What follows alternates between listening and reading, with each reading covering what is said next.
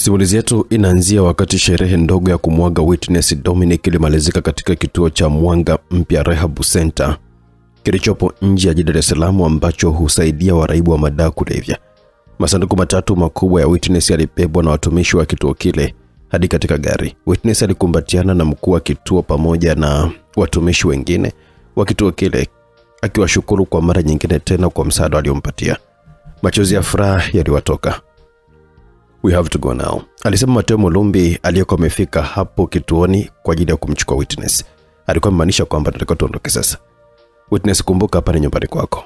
Muda wote unakaribishwa kuja kutusalimia," alisema mkuu wa kituo, akamkumbatia tena Witness. "Nashukuru sana mama. Mungu awabariki sana. Tumekwisha agana vya kutosha. Sasa ingia katika gari uondoke. Unawafanya wengine waendelee kulia," alisema Benedetta Amani, mkuu wa kituo kile. Matayo alimfungulia Witness mlango, akaingia garini, naye akazunguka upande wa pili, akaingia upande wa dereva. Baada ya Witness kuingia garini, kilifanyika kitendo ambacho ni utaratibu wa kituo kile. Watu ambao bado walikuwa kituoni pale wakipatiwa msaada wa kuondokana na wa matumizi ya madawa kulevya walizunguka gari. Matayo alikuwa ameanza kuliondoa lile gari taratibu, huku wengine wakiwa wanalisukuma, ikiwa ni kitendo cha kumsindikiza mwenzao aliyepona na kumtakia maisha mema huko endako. Gari lisindikizwa hadi getini ambako ndiko mwisho wa zoezi lile. Geti likafunguliwa, gari likatoka. Witness sasa alikuwa huru. Machozi yakaendelea kumtoka. "Leo ni siku yako kubwa Witness. Unapaswa kufurahi badala ya kulia," alisema Matayo. "Nalia kwa furaha, siamini kama nimekuwa mtu tena." Witness alikuwa amechukua kitambaa akafuta machozi. "Siamini kwa zaidi ya mwaka mmoja nimeishi hapa. Nimekuwa na nyakati nzuri sana katika kituo hiki. Nimeishi kwa upendo mkubwa sana. Nimefundishwa mambo mengi. Sasa nakwenda kuikabili dunia." "Are you scared?" aliulizwa kwamba kama anaogopa. Matayo alikuwa ameuliza. "I am scared," akajibu kwamba anaogopa. "Nimekusha sahau yale maisha ya umaarufu. Kila siku kutokea katika vyombo vya habari, na nyingi za habari hizo zikiwa ni mbaya tu. Usiku na mchana watu wakiwa wanakufuatilia kila unachokifanya, na mara nyingine wakiwa wanatafuta mabaya ili wayanike hadharani. Matayo, ninayakwepa sana maisha yale. Sitaki tena msongo wa mawazo. Sitaki tena kuumizwa moyo. Nataka kuishi maisha yangu tu pasi na kufuatiliwa na mtu yoyote yule." Zilipita sekunde kadhaa. Matayo akasema, "Usihofu Witness. Kwa sasa hivi wewe ni mtu mpya. Unakwenda kuanza maisha mapya. Ninafahamu hawataacha kufuatilia kile utakutana na Witness mpya. Sio yule aliyemzoea. Watakosa habari mbaya za kuandika. Kama watakosa habari mbaya, hawataendelea kukufuatilia, kwani watu wanatafuta habari mbaya za watu maarufu, kwani ndizo zenye kuuzika zaidi. Tunaishi katika jamii ambayo inapenda sana mambo ya udaku, na ndio maana habari za udaku zinasomwa au kutazamwa zaidi kuliko habari za maendeleo. Habari yenye kichwa Witness atoa msaada wa madawati shule ya watoto wenye ulemavu haitapata wasomaji au watazamaji wengi kama habari zenye kichwa Witness afumwa klabu akivuta shisha. Witness aliangua kicheko. Inasema kitu cha kweli kabisa. Habari mbaya za mtu maarufu zinauzika sana. Hata hivyo, ninakutoa hofu kwa maisha yako mapya unayokwenda kuanza. Hautaandikwa vibaya. Na ninakusika mbali na vyombo vya habari. Ili ukae mbali na vyombo vya habari, basi na kulazimu ujitenge na mambo yale mabaya ambayo yatawapa watu nafasi ya kuweza kuandika vibaya. Kila wakikukuta huko nyumbani kwako umetulia tu na kunywa zako mvinyo, watakosa habari. Lakini ukianza tena kuonekanika katika mabana maklabu, wataendelea kukufuatilia na utajikuta ukiwa unatengeneza vichwa vya habari. Umefundisha mambo mengi sana.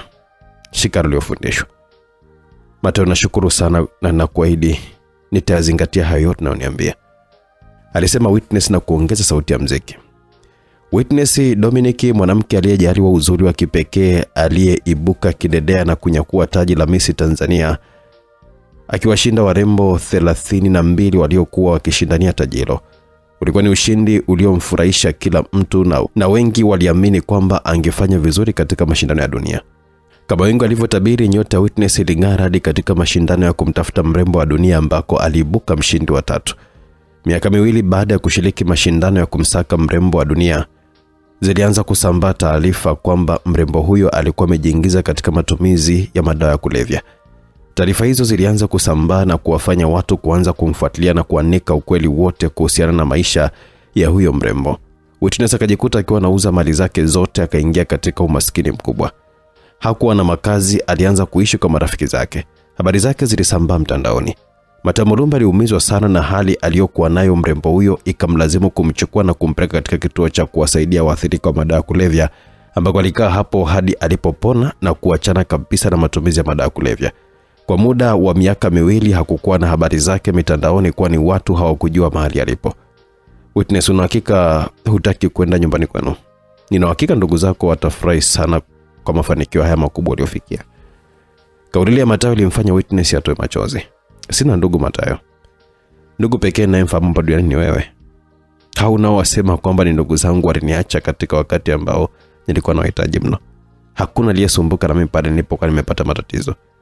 Wale niliokuwa nimewaita marafiki wengine, tukaitana marafiki wa damu, kufa na kuzikana, wote walinikimbia katika wakati niliokuwa nahitaji mno marafiki wanisaidie. Nilikuwa nimetumbukia katika shimo la moto na nilikuwa nahitaji mtu wa kuweza kunitoa katika shimo hilo, lakini hakuna ndugu wa rafiki aliyekuwa amenishika mkono na kunitoa katika shimo hilo. Wote walinicheka. Wao ndio walioongoza kunipiga picha na kuzisambaza mtandaoni. Wengine waliokuwa wanajua mahali nilipokuwa nimejificha waliwaleta waandishi wa habari na kunipiga picha wakati nikiwa sijitambui na kujisambaza mtandaoni. Nilia sana. Nilimwomba Mungu usiku na mchana nitoe katika shimo la moto. Hatimaye katika watu milioni 60 ulijitokeza wewe peke yako, ukaamua kunisaidia. Ukanishika mkono, ukanitoa katika shimo la moto. Hata baada ya kunitoa katika shimo la moto hukuwahi kabisa kuniacha. Kwa wiki ulikuwa unakuja mara 3 kunitembelea pale kituoni na kujua maendeleo yangu. Mateo sio binadamu wa kawaida. Alishindwa kuendelea, kaanza kulia. Crying again. Tafadhali Witness, usilie tena. Umekusha lia sana. Today is your big day. Niache nilie Mateo.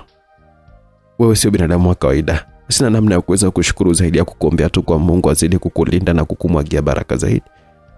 Mateo, kwa rafiki yangu wala ndugu yangu, lakini uliguswa na hali yangu kanisaidia. Ndugu na marafiki walikuwa nami wakati nikiwa mtu. Mambo yalipobadilika wote wakanikimbia. Katika hilo kundi la ndugu na marafiki wapo waliochangia maisha yangu kuharibika. Nasema hivyo kwa sababu hadi leo hii sielewi niliingiaje katika matumizi ya madawa kulevya. Nilijikuta tu nikiwa naingia katika matumizi hayo na nikashindwa kuacha. Maisha yangu kabla ya kuingia katika matumizi ya hizo dawa yalikuwa mazuri. Nilikuwa na kampuni yangu ya urembo, nilikuwa na maduka makubwa, nilikuwa na nyumba na magari, nilikuwa hadi na mchumba. Lakini baada ya kuingia katika madawa, hivyo vyote vilitoweka ghafla sana, nikabaki hoyae. Naamini kuna watu ambao waliniingiza katika matumizi ya dawa za kulevya wakiwa na malengo yao, na walichohitaji ni mimi kuharibikiwa. Walifanikiwa lengo lao. Niliharibikiwa kabisa.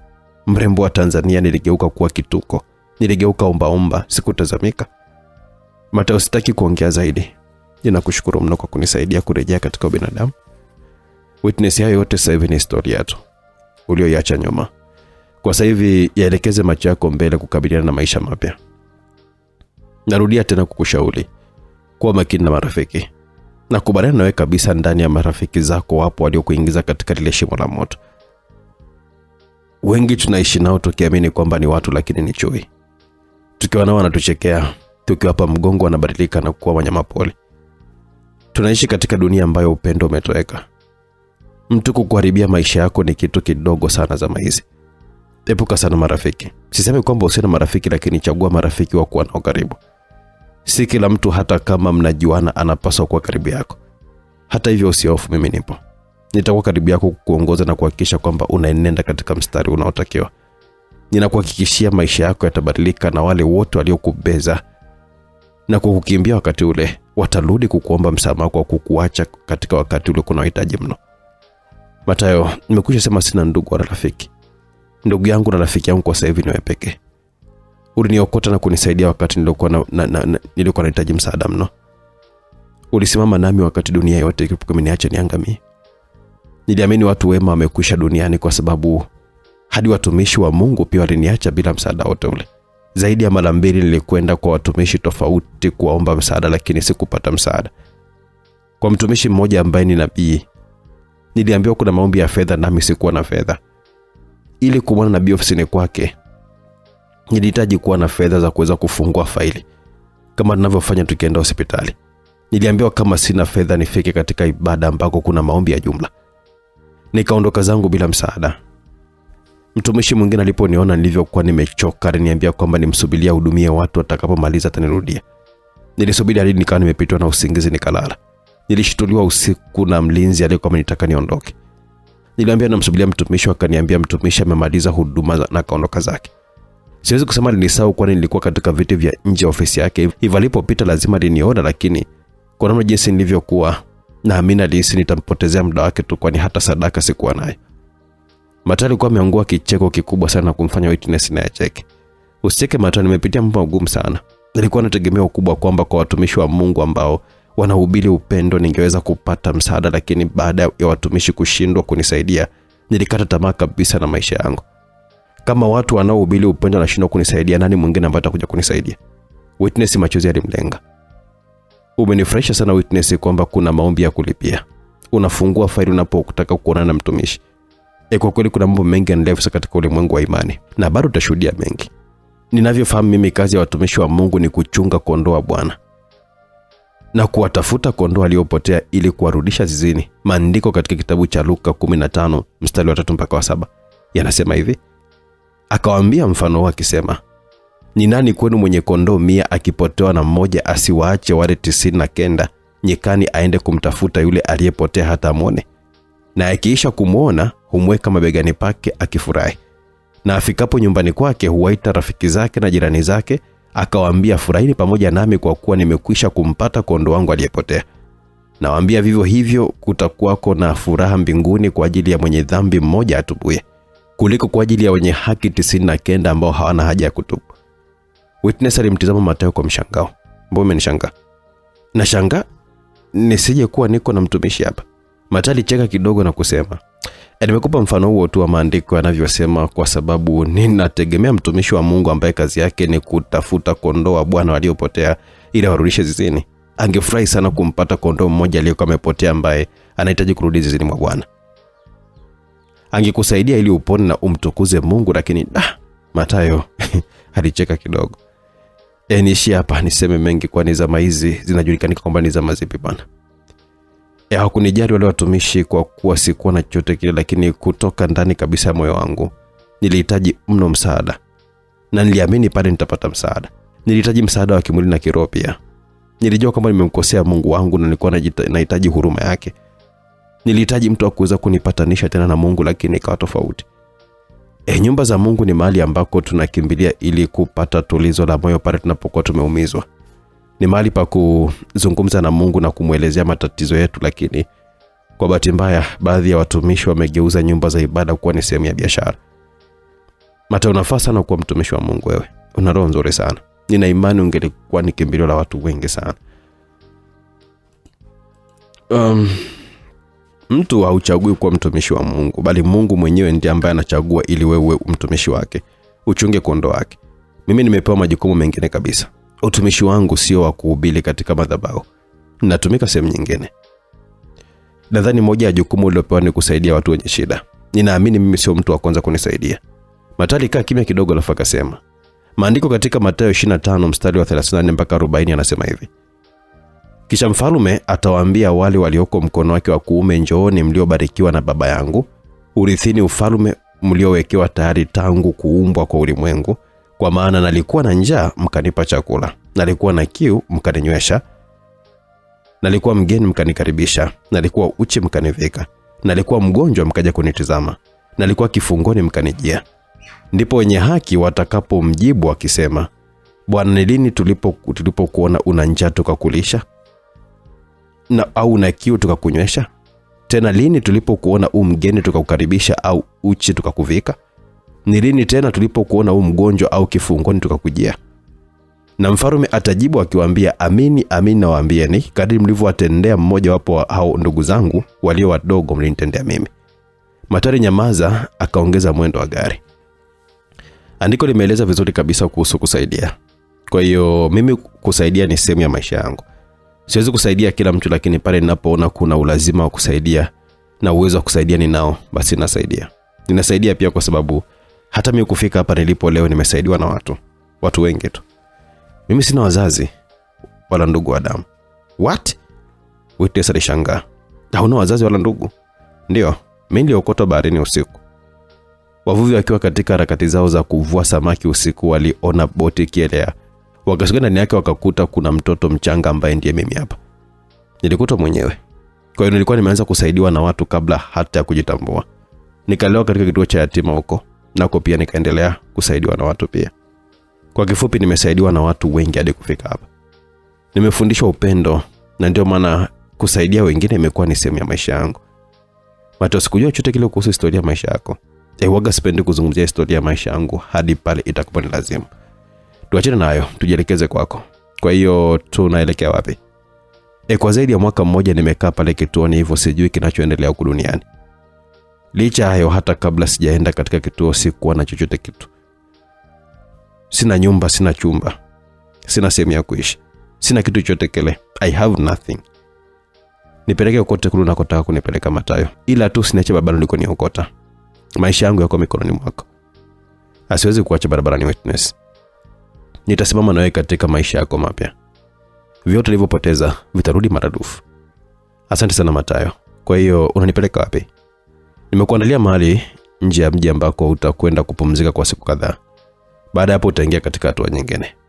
Mathayo, nisamehe sana kwa kukubebesha mzigo. Najua na mambo mengi usiseme kabisa kwamba umenibebesha mzigo. Wewe ndugu yangu. Hivyo kila nilichonacho mimi ni chako pia. Asante Mathayo. Witness alikuwa amefuta machozi alafu akamegeuza shingo yake kutazama nje. Kama ingelikuwa ni kwa uwezo wangu ningehama kabisa katika ile jiji. Kwa nini Witness? Nimeaibika sana Mathayo katika ile jiji. Hakuna sababu ya kukimbia mji. Ulipitia uliyopitia ili ufike mahali ambako ulitakiwa kuwepo. Hata dhahabu pia ili ing'ae upitia katika moto mkali. Na kuhakikisha watoto kukimbia wakati ulipokuwa unahitaji, watakapoyaona mabadiliko yako watashtuka na kushangaa. Waliojua safari yako kama maisha ilikuwa imefika mwisho watapata aibu kubwa. Safari kaendelea wakizungumza mambo mbalimbali hadi walipofika katika shamba la Mathayo lililokuwa liko nje ya jiji. Hapa ni wapi? Hotelini? Witness akauliza. Karibu sana Witness, hapa si hotelini, ni shambani kwangu. Ni mahali ambako kila ninapokuwa nahitaji mapumziko waga na kuja kupumzika hapa.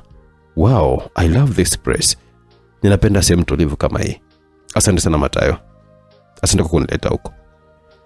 Mwangalizi wa shambani alifika mara moja akawasalimia. Nashukuru sana Adolf. Nenda kaendelea na shughuli zako. Nikihitaji msaada wako nitakufahamisha. Mathayo alikuwa amefungua buti la gari akatoa masanduku ya Witness wakaelekea ndani. Alipitisha kadi mlangoni na mlango umefunguka. Karibu Witness, hapa ndipo mahali utakapopumzika kwa siku kadhaa. Hakuna mtumishi hapa. Hivyo tuko sisi wawili pekee. Tutapika wenyewe na kujihudumia wenyewe. Kila kitu kiko ndani. Nilijua kama nitakuleta huku, hivyo jana nilifanya manunuzi ya kila kitu kinachoweza kutufaa kwa siku kadhaa tutakazokuwa tumekaa hapa. Kama kuna kitu kingine utahitaji basi niambia, nitaagiza uletewe. Mathayo, nashukuru sana kwa kunileta hapa. Mungu azidi kukubariki. Amina. Nataka uanze kuyafurahia na kuyazoea maisha yako mapya, na haya ndio yatakuwa maisha yako mapya. Witness akashindwa kujizuia, alimkumbatia Mathayo kwa furaha. Twende sasa nikakuonesha chumba chako. Mathayo amempeleka Witness katika chumba chake ambacho kilikuwa na kila kitu. Kama kuna kitu utahitaji basi tuniambie. Mathayo, usihitaji kitu chochote kile kingine. Sawa, utaoga na kupumzika. Baadaye tutaandaa chakula cha jioni. Huko nje kuna bwawa la kuogelea pamoja na ziwa kutengeneza kwa ajili ya uvuvi. Ninafuga samaki hapa. Tutafanya uvuvi lakini siku ya kesho. Tutakuwa hapa kwa siku kadhaa, hivyo kuna mengi sana tutayafanya tukiwa hapa. Mathayo, nimekosa neno la kusema, ila asante sana. Mungu tu ndiye ambaye anayejua shukrani zangu. Alisema Witness yuko akiwa na lengo na machozi. Usilete na Witness. Sasa hivi pumzika. Mimi ninakwenda pia kupumzika chumbani kwangu. Mathayo alikuwa ametoka katika chumba cha Witness akaelekea katika chumba chake. Mara tu Mathayo alipokuwa ameondoka, Witness alijitupa kitandani. Hau ni muujiza mkubwa. Nitampa shukrani gani Mungu wangu kunipa nafasi nyingine? Kila atakayeniona hataamini kama nime Witness. Maisha yana maajabu makubwa sana nyie. Yaani kama vile jana nilikuwa katika dunia nyingine na leo nipo katika dunia nyingine. Huyu jamaa Mathayo Mulumbi, Mungu ambariki sana. Watu wa aina yake ni wachache mno katika hii dunia. Sina kama wanafika hata 10 watu wa aina yake. Dunia imejaa watu makatili waliopungukiwa utu. Huyu jamaa hakuwa rafiki wala hata ndugu, lakini ndiye alikuja kuniokota. akasimama na mimi hadi sasa hivi. Ni kiumbe wa kipekee sana. Mambo aliyonifanyia sina pesa ya kumlipa. Ninachoweza kumpa kama shukrani ni moyo wangu tu. Ninahisi kumpenda Mathayo. Ni muda mrefu sana nimekuwa na hisia kwake, lakini mazingira tuliyokuwa nayo haikuwa rahisi kumweleza. Aliwaza witness na kukupatia mto. Oh my gosh, he's so handsome. Hata hivyo bado simfahamu kwa kina huyo mtu ni nani. Amekuwa akija mara kwa mara pale kituoni kunitazama, ila hatujai kabisa kuzungumza chochote kile kuhusu maisha yetu. Natamani nipate nafasi ya kumfahamu zaidi. Anaonekana ni tajiri sana huyo jamaa. Anajihusiana na nini huyo? Sijekuwa anajihusiana na biashara za madawa kulevya. Lakini hapana, haonekani kama ni mtu anayeweza kujihusisha na biashara kama hizo. He's so polite. Anapangilia matamshi yake. He's so smart. Yaani mwanaume ambaye kila mwanamke anatamani kuwa naye kutokana na sifa zake. Licha uzuri wake wa nje, lakini ana uzuri wa ndani. Ana roho nzuri. Anaonekanika pia ana hofu ya Mungu. Tukiwa njiani alinifungulia vifungu vya maandiko. Nikabaki nikiwa na mshangao. Sikutegemea kabisa nifanye nini kumpata mwanaume huyu ambaye tayari amekushaingia katika hisia zangu. Mathayo ni aina ya mwanaume ambaye natakiwa kuwa na hivi sasa. Witness alikuwa amezama katika mawazo mazito, ghafla kashtoka. Vipi kama hata ana mke na familia? Swali lile kali limemfanya anyong'onye ghafla. Oh no. Naomba isiwe hivyo. Yaani kama atakuwa na familia nitaumia sana, kwani sitakuwa na nafasi ya kumpata. Lakini kama ana mke anawezaje kumwacha na kuja kukaa na mimi huko? Nisijichoshe kwa maswali, ngoja tu nipumzike kwanza. Baadaye nitafahamu kila kitu. Ninaamini lazima Mathayo ataniambia kila kitu kuhusu yeye. Aliwaza witness, akavua nguo na kuelekea bafuni. Japo nioga kule kituoni, lakini sio vibaya nikaoga tena. Alitoa taulo na kujitizama katika kioo kikubwa. Kuna nyakati siamini kama yule anayeonekana katika kioo ni mimi. Nimekuwa mpya. Nimependeza kuzidi hata wakati ule. Mungu ni mkubwa sana. Hakuna linaloshindikana kwake. Aliwaza na kuanza kuoga. Witness aliamshwa kutoka katika usingizi mzito baada ya kusikia mlango wa chumba chake ukigongwa. My gosh, nimelala sana. Alikuwa ameelekea mlangoni akaufungua. Samahani kwa kuamsha Witness, alisema Mathayo. Usijali, nilipitwa na usingizi. Nimejikuta tu nikipata usingizi wa ajabu ambao hata sijawahi kuupata kwa miaka mingi.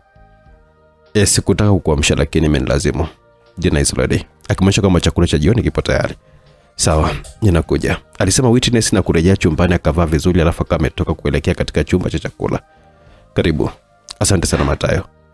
The food smells good. Nani amepika chakula hiki? Nimepika mimi. Mathayo, unanishangaza sana wewe. Yaani kila mahali upo. Wewe ni mmoja kati ya watu wachache waliojaliwa uwezo wa kufanya mambo mengi sana kwa usahihi.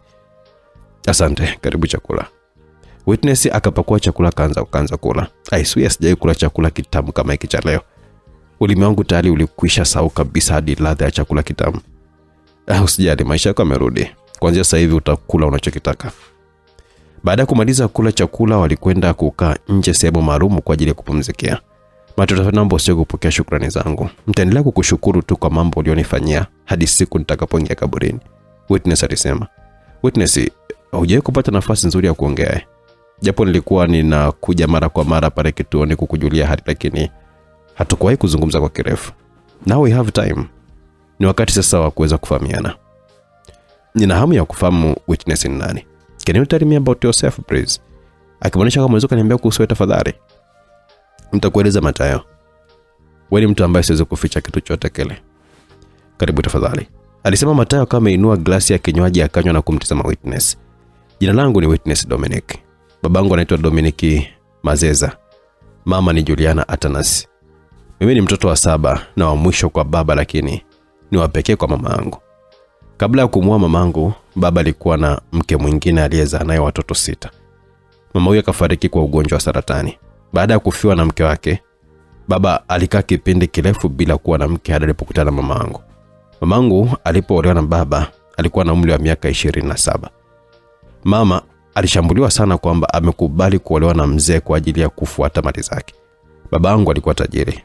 Alikuwa na mali nyingi na ndio maana mama alionekanika kuwa amefuata mali alipoolewa naye. Inawezekana ikawa kweli kwa sababu sioni kama kuna mapenzi hapo hata kidogo. Nadhani mama alijiongeza, alisema Witness, na wote wakaangua kicheko. Watoto wakubwa wa baba walipinga sana baba kuwa mwanamke mwenye umri mdogo. Baba hakumsikiliza mtu, akaanza na mpango wake.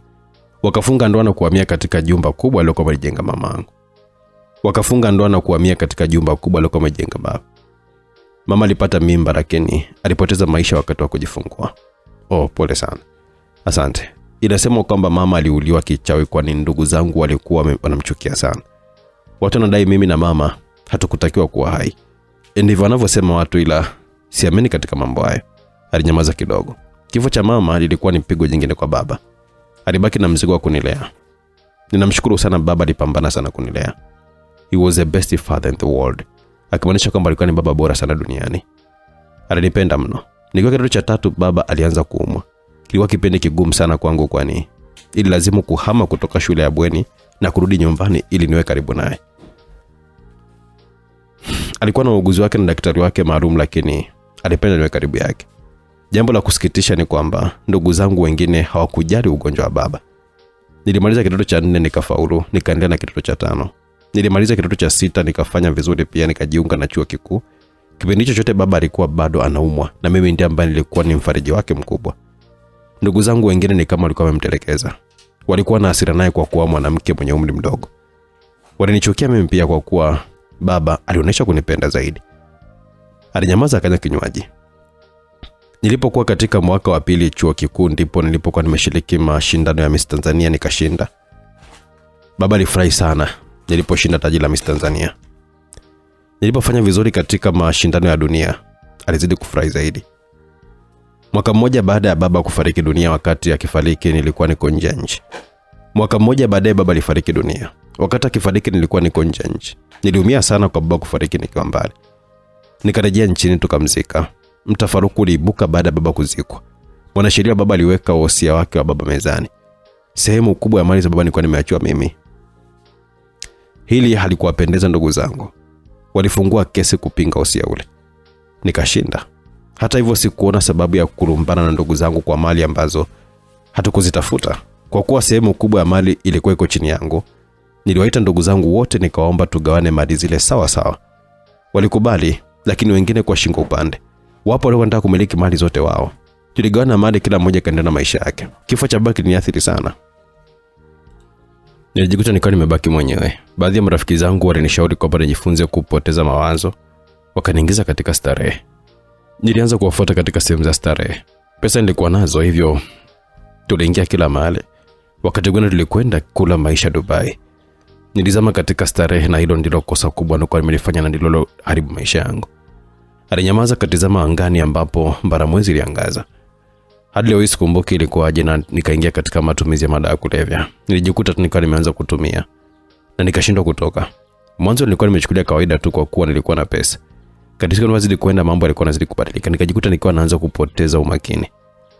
Vitu vyangu vikaanza kupotea. Hadi ikaendelea hadi nilipokuwa nimejikuta nilikuwa napoteza kila kitu. Wale marafiki zangu wote niliokuwa nakula nao bato akanikimbia. Hakuna aliyekuwa anataka kunisikia tena. Ndugu zangu ambao kwa upendo mkubwa niliwagawia mali niliokuwa nimeachiwa na baba, nao hawakutaka hata kunisikia. Machozi yalimtoka akayafuta. Mato nadhani kilichofuata baada ya hapo unakifahamu. Niligeuka kuwa habari mjini. Habari zangu zilisambaa kila mahali. Nilifuatiliwa kila mahali. Nilidhalilika mno.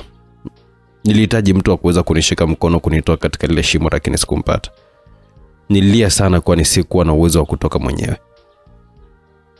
Nilikwambia wakati tukiwa garini ndo nakuja huku kwamba nimejaribu kwenda kwa watumishi wa Mungu wanisaidie. Nikakwama. Mrembo wa taifa niligeuka omba mjini. Ilikuwa ni aibu kubwa mno.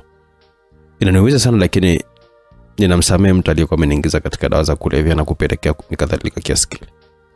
Alifuta tena machozi. Hatimaye baada ya kuteseka sana ulitokea ukanichukua na kunipeleka katika kituo cha kile cha Mwanga Mpya. Nikaanza kupatiwa matibabu. Kwa muda nilikuwa nimekaa pale kituoni, sikuwahi kabisa kumuona ndugu yangu yoyote au rafiki. Mtu pekee ambaye alikuwa anakuja kunitembelea na kunifuatilia maendeleo yangu alikuwa ni mimi pekee. Hii ndio sababu nilikwambia kwamba sina ndugu wala rafiki. Ndugu pekee na rafiki yangu ni Matayo. Mungu akubariki sana. Kwa sababu yako ninaonekana mtu tena. Ulitanda ukimya wa dakika kadhaa, alafu Matayo akasema, hili jambo hata mimi limeniumiza sana. Ndugu hapaswi kuwa na roho ngumu namna hii. Sikuwahi kukuambia, lakini niliwahi kumfuata yule kaka yako mwenye duka la magari pale. Nikamfahamisha kwamba upo katika kituo cha Mwanga Mpya. Jibu alonipa siwezi kukuambia. Sio jibu zuri, litakuumiza. Nashukuru Mathayo hukuwahi kunitupa. Mimi na wewe sio ndugu wa damu. Hukuwahi kuwa rafiki yangu, lakini hukuniacha nikaendelea kudhalilika. Hata baada ya kunipeleka katika matibabu bado hukuniacha. Umeendelea kusimama na mimi hadi sasa hivi. Huu ni upendo wa kipekee kabisa. Sijawahi kuona mtu aina yako. Mungu akubariki sana Mathayo. Witness alifuta machozi. Kilitawala kimya, alafu Mathayo akasema, siku moja nilikuwa nimepeleka gari langu kuoshwa katika kituo kimoja cha kuosha magari. Nilikuwa nakwenda katika sherehe fulani hivi. Nilikuwa nimealikwa hivyo, niliona nipite pale niweke gari langu safi kabla ya kwenda kwenye hiyo sherehe. Wakati gari langu lilikuwa linaoshwa, nilikuwa nimekwenda katika sehemu ya kuuza vinywaji, nikaagiza kinywaji. Dakika chache baadaye aliingia msichana mmoja hivi. Alikuwa amevaa mavazi kuukuu. Alikuwa amechoka mno. Alionekana kuwa na njaa kali. Alipauka na alionyesha alikuwa na siku kadhaa hajagusa maji mwilini mwake. Alimfuata yule muuzaji akamwomba hela. Nilimsikia yule muuzaji akimkaribia. Yule msichana alikuwa ameomba apewe hata 500 tu, lakini yule jamaa alimnyima na kumfukuza. Niliguswa na hali yake yule msichana. Nikamwonea huruma sana na kuwalaani waliomuingiza katika matumizi ya madawa ya kulevya. Nilimwita yule msichana nikampatia shilingi 10,000. Akashukuru na kuondoka. Alipoondoka ndipo yule muuza vinywaji kama nifuata na kuketi kando yangu na kuniuliza kama ninamfahamu yule msichana nilikuwa nimempatia hela. Nikamjibu kwamba simfahamu. Ndipo akaniambia kwamba yule msichana aliwahi kuwa mrembo wa Tanzania. Aliniambia kwamba mwanamke yule alikuwa ni tajiri, ila utajiri wote umepotea katika matumizi ya madawa ya kulevya. Aliniambia kwamba niliyompa anakwenda kununulia dawa za kulevya. Nikasikitika sana. Usiku ule baada ya kurudi nyumbani nilikuwa nimetafuta taarifa za yule msichana. Nijikuta nikiwa na pato na mshangao mkubwa sana kwa nilichokipata. Nilisoma taarifa zake, nikatazama picha zake alivyokuwa na vile nilivyomwona siku ile. Niliumia sana, nikawa nimesikia sauti ndani yangu ikiniambia kwamba help her. Hapo ndipo nilipoanza taratibu za kutafuta ili nikupeleke katika kituo kile cha Mwanga Mpya. Nilifanikiwa kukupata ukiwa umelala kujitambui. Nikakupeleka katika kile kituo. Hali yako ilikuwa ni mbaya sana. Ulikuwa mwepesi kama karatasi. Hivyo ndivyo ilivyokuwa Witness hadi nikakupeleka katika kituo kile. Ulikuwa ni mpango wa Mungu nikutane na wewe na nikusaidie. Tumshukuru sana Mungu kwa aliyotenda. Sikumbuki chochote kile kama uliwahi kunipa hela. Mungu akubariki sana Mathayo. Ulipita tena ukimya, alafu Witness akasema, nimekueleza kuhusu mimi. Unaweza nao kanieleza kuhusu wewe kama utaona inafaa. Mathayo alikuwa amekunywa kinywaji, alafu akasema, naitwa Mathayo Molombe. Nilikueleza kwa kifupi kuhusu mimi wakati tunapokuja huko. Niliokota baharini na wavuvi nikiwa nipo katika boti. Hakuna historia iliyopatikana kuhusiana na boti hiyo. Hajawahi kujulikana mmiliki wake wala ilikotoka. Baada ya kunichukua kanipeleka katika kituo cha kulea watoto yatima chini ya masista. Nikalelewa pale kwa upendo mkubwa sana. Kwa mimi ni mtu ambaye sijawahi kabisa kuwaona wala kuwafahamu wazazi wangu. Sina ndugu yote yule ninayemfahamu. Hivyo ninawachukulia Watanzania wote ndugu zangu. Mimi ni mfanyabiashara. Nina kampuni zangu kadhaa. Hivyo ndivyo ninavyoweza kusema kwa kifupi kuhusu mimi. Sina historia ndefu. Nimefurahi kufahamu Mathayo. Familia yako iko wapi? Iko Ufaransa. Kwa bahati mbaya mke wangu tumekushachana. Thank you Rod. Witness alijikuta akiwa amesema kwa sauti ndogo. Akimaanisha asante Mungu. Umesemaje Witness? Nimeshangaa mwanamke gani mwenye ujasiri wa kukubali kuachana na mwanaume kama wewe. Nini ilikuwa sababu ya kutengana? Mimi nina nini hadi mwanamke asikubali kuachana na mimi?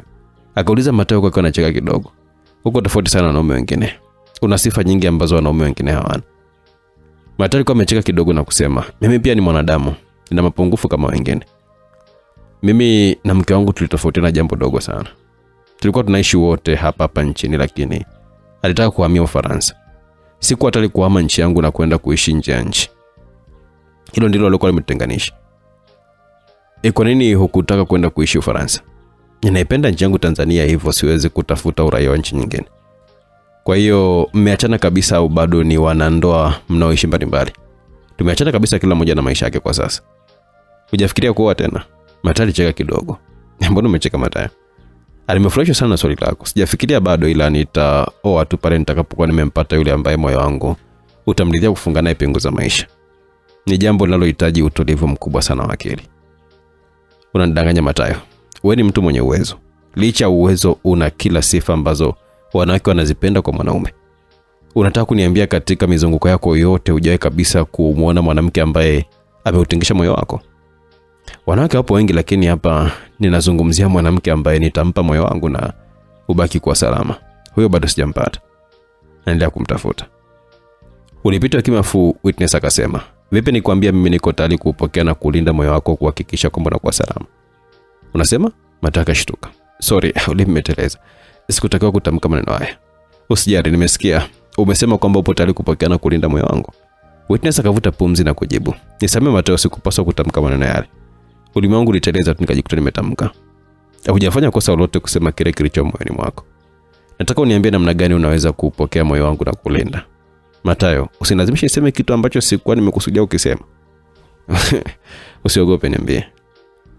Witness alikuwa amehisi jasho kumtoka katika vidole. Potelea mbali, ngoja nimwambie tu ukweli. Amenipa mwenyewe nafasi ya kumwambia ukweli. Ngoja nimwambie. Aliwaza Witness alafu akamtizama Mateo. Mateo, kwanza kabisa ninaomba msamaha. Naomba samahani. Najua nitakalo lisema linaweza kukukwaza. Usiogope, mimi sio mtu ninayewahi kukwazika. Witness alivuta pumzi ndefu alafu akasema, Mateo, ukweli wa moyo wangu ni kwamba nimekuwa nakuwaza sana. Kila ulipokuwa unakuja kunitazama pale kituoni kisha unaondoka, ulikuwa unaniacha katika mawazo mengi. Nilitamani kufahamu zaidi wewe ni mtu wa aina gani. Hamu ya kutaka kukufahamu zaidi ilipelekea taratibu uanze kuingia ndani ya moyo wangu. Nilianza kuingiwa na hisia za mapenzi. Nilijizuia sana hisia hizo sije kanitawala, lakini nikashindwa. Nilizidi kupenda zaidi na zaidi. Nilitoka katika uraibu wa madawa kulevya nikaingia katika mateso ya hisia za mapenzi. Nilitamani nikwambie, nikaogopa. Umenisaidia sana Mateo hadi na hisia aibu kukuambia jambo kama hili, lakini sina namna nyingine. Sina mengi kufanya zaidi ya kukuambia ukweli. Kikombe kimejaa Mateo. Na naomba nikueleze ukweli leo kwamba ninakupenda sana. Kutoka katika sakafu ya moyo wangu, wewe ndiye mwanaume ambaye nataka kuwa naye maishani. Na kuhitaji Mateo katika maisha yangu mapya. Sijakupenda kwa ajili ya mali zako au hata kutaka kulipa fadhila kwa namna jinsi ulivyokuwa umenisaidia, bali moyo wangu tunakuhitaji. Naamini nimepita njia ndefu ili niweze kukufikia wewe. Wewe ndiye mwanaume sahihi kwangu. Witness alikuwa ameongea kwa hisia kali. Macho yake yalikuwa yamejaa machozi. Mataka tabasamu. Come on Witness, stop crying. Akamwacha kambacho kulia. Mateo, nahisi aibu hata kukutizama, lakini ukweli moyo wangu mimi unakuhitaji sana wewe. Alisema na kufuta machozi. Matali kunywa kinywaji na kusema, Witness, kumwambia mtu hisia zako sio dhambi. Kumwambia mtu nampenda sio uhalifu. Ni jambo la kawaida. Binafsi nakupongeza. Umekuwa jasiri kumwambia mwanaume kuwa unampenda. Ni jambo ambalo hajazoeleka sana katika jamii yetu, mwanamke kumwambia mwanaume kwamba ametokea kumpenda na anataka awe mpenzi wake. Imezoeleka kwamba mwanaume ndiye ambaye anatakiwa kumwambia mwanamke hisia zake. Wapo wanawake wengi ambao wanapenda wanaume lakini wanakufa na hisia zao kwa kuogopa namna watakavyoweza kuchukuliwa pale utakapokuwa amemwambia mwanaume kwamba anampenda. Umefanya jambo la ujasiri sana. Nisema Mateo, kama nimekukwaza, sikuwa na namna ya kuzuia maneno ya kunitoka. Matali tabasamu na kusema, ulitamka maneno fulani hivi kwamba ulipita njia ndefu ili uweze kukutana na mimi. Unaweza kuwa sahihi. Mipango ya Mungu ni zaidi ya mawazo yetu sisi. Inawezekana ulipita katika safari ile ili uweze kumpata mtu sahihi wa maisha yako. Ulipita njia yenye miiba mikali ili uweze kumpata mwanaume ambaye ataulinda moyo wako. Witness alikuwa ameinua kichwa kumtizama Mateo kwa umakini. Nasema hivyo kwa sababu kile kilichopo moyoni mwako, hisia ulizonazo kwangu ndizo hizo ambazo nilizonazo kwako. Nilikupenda siku ya kwanza nilipokuona na kukupa ile shilingi 10,000. Ulikuwa umechakaa. Hakuna ambaye alikuwa anakutizama. Walikunyanyasa, wakakudhalilisha, wakakutenda ubaya. Walikufukuza kila mahali, lakini mimi nilipokuona machoni pangu tu nilimwona mtu tofauti kabisa. Nilimwona mwanamke wa maisha yangu. Sikukuona na ule uchakavu. Nilimwona mwanamke ambaye nitamkabidhi moyo wangu na ukawa salama. Kwa hiyo niliweka nadhia kuhakikisha kwamba ninamuondoa mwanamke wa maisha yangu katika maisha yale na kumpatia maisha mapya. Nifanya juhudi likafanikiwa na sasa umekuwa yule mwanamke ambaye nilikuona siku ile kwa mara ya kwanza. Ulikuwa mchakavu lakini nilikuona ukiwa namna hii hapa. Nataka ufahamu kuwa nakupenda sana Witness. Witness alinamisha kichwa chini na kuanza kulia kwa kwekwe. Mataka mfuata, akamfuta machozi na kumkumbatia kwa furaha na kumbusu. Bado machozi yakaendelea kumtoka. Mungu, nitakulipa nini mimi kwa hayo ulionitendea? Umenitoa katika shimo la moto Na kama haitoshi bado umenipa mwanaume wa maisha yangu. Mwanaume sahihi niliyemwota usiku na mchana. Asante Mungu, asante Jehova. Witness aliongea kwa hisia kali sana. Alihisi mwili wake ukimtetemeka kwa furaha. Alimwachia Mathayo akafuta machozi na akasema, Mathayo, hebu naomba sasa nikukumbatie rasmi sasa. Mathayo, hebu naomba sasa nikukumbatie rasmi. Naomba niruhusu. Hakumaliza sentensi yake, akamrukia Mathayo na kumkumbatia kwa nguvu. Basi bwana, unaambiwa hisia kali kila mmoja alizokuwa nazo kwa mwenzake zikapelekewa jikute katika mtanange mkali chumbani kwa Mathayo. Raundi ya kwanza ya mtanange wa kukata na shoka ilimalizika na kumwacha Witness akiwa hoi. Alihisi kuondoka katika sayari ya dunia na kuhamia katika sayari nyingine yenye raha zisizoelezeka. Hata baada ya mzunguko wa kwanza kumalizika, alibaki akiwa amemkumbatia Mathayo kwa nguvu. Sitaki utoke katika mikono yangu. Wewe ni dhahabu ambayo sitaki niponyoke. Nitafanya kila kitu ninachoweza kufanya ili kulinda tu dhahabu hii hapa isitoke katika mikono yangu. Mathayo, umenipeleka sahali gani mpenzi wangu? Mahali uliponipeleka leo sijawahi kabisa kupelekwa na mwanaume yeyote toka niingie duniani. Wewe ni wa kipekee sana. Alisema Witness yuko akimwagia Mathayo mabusu mfululizo. Mathayo aligeuka ili ambusu, mara simu yake ikaita. Nani tena ambaye anapiga simu wakati huu? Akalalamika Witness. Achana naye, utawasiliana naye baadaye. Sorry my love. Achana naye, utawasiliana naye baadaye. Sorry my love. Sina kaida ya kutokupokea simu yote ile. Naomba dakika moja nipokee. Alisema Mathayo na kujitoa katika mikono ya Witness. Simu yake ilikuwa katika meza kando ya kitanda. Akaichukua na kumtazama mpigaji. Ilikuwa ni namba isiyokuwa na jina. Akaipokea. Hello, alisema. Sikiliza Mathayo, ilisema sauti ya mwanamke. Upo katika hatari kubwa sana. Kuna watu wamezunguka nyumba yako hivi sasa kwa lengo la kukumaliza. Unatakiwa kuondoka mahali hapo mara moja. Elekea mtoni, utakuta langi lenye gari nyeupe limeegeshwa karibu na jiwe jeupe. Ingia katika hilo gari. Gari lako usilitumie. Una dakika 2 tu za kuweza kuondoka mara hapo. Simu ilikatwa na kumwacha Mathayo akiwa katika mshangao. Nani hapa amenipigia simu bila kujitambulisha na kunitaka niondoke? Akajiuliza kwa anafungua programu ya kamera. Programu hiyo ilikuwa imeunganishwa na kamera za siri zilizoko katika nyumba zake mbalimbali. Kwa kutumia programu hiyo alikuwa ameweza kufuatilia kile kinachoendelea katika nyumba zake. Alifungua programu na kuchagua shambani. Zikatokea kamera za shambani. Alishuhudia kitu kilichomshtua sana. Kupitia kamera zile za siri alishuhudia watu waliovalia kofia za kuficha nyuso zao huku wakiwa na silaha wakinyata kuvuka geti la kuingilia shambani hapo. Akina nani hawa? Alijiuliza kwa kijaribu kuhesabu. More than 12, akimaanisha kwamba anazidi 12. Aliwaza na kumgeukia Witness ambaye alikuwa amelala kitandani ya jiwezi. Witness, wake up. Mathayo aliguna Witness. Wake up, akimaanisha amka. Witness aliamka baada ya sauti ya Mathayo kubadilika. Akashtuka baada ya kumwona Mathayo akivaa nguo zake haraka haraka. Kuna nini Mathayo, mbona vaa? Amka, vaa nguo haraka sana, vaa nguo haraka haraka. Kuna nini? Don't ask questions, fanya ninachokuelekeza. Vaa nguo haraka. Alisema Mathayo huku akiwa anaokota nguo za Witness na kumrushia. Witness alipatwa na mshangao mkubwa. Alivaa nguo zake haraka haraka. Listen Witness, you have to trust me and do what I tell you to do. Umenisikia? Akimaanisha kwamba unataka kuniamini na ufanye kile ninachokuambia. Nimekusikia. Kuna nini? Mathayo akamshika mkono akafungua mlango wa chumba taratibu, akawa ametoka. Walitembea hadi chooni. Kilikuwa ni choo cha kukaa. Aliinua choo kile na chini yake kulikuwa na kifaa chenye namba mithili ya simu. Alibonyeza namba kadhaa na mara sehemu ya sakafu ikafunguka. Ulikuwa ni mlango. Kulikuwa kuna ngazi za kushuka chini. Witness akabaki katika mshangao. Ingia. Mathayo kama muamuru Witness ambaye alikuwa ameanza kushuka ngazi kwa kana tetemeka. Mathayo akarudisha kioo kama kilivyokuwa, halafu akashuka ngazi. Alipofika chini kulikuwa kuna kifaa kingine chenye namba, akabonyeza namba na ule mlango ukajifunga. Walianza kutembea haraka haraka njia chini kwa chini ambayo ilikuwa inawaka taa. Mathayo, kuna nini? Witness aliuliza huko akanatemeka. Keep moving, akimaanisha kwamba endelea kutembea. Mathayo alikuwa na simu yake mkononi akifuatilia kile kilichokuwa kinaendelea pale nyumbani kwake. Kupitia kamera sasa kama shuhudia mlango wa nyumba yake ukiwa unavunjwa, watu wenye silaha wakiwa wanaingia ndani ya nyumba, wengine wakibaki nje.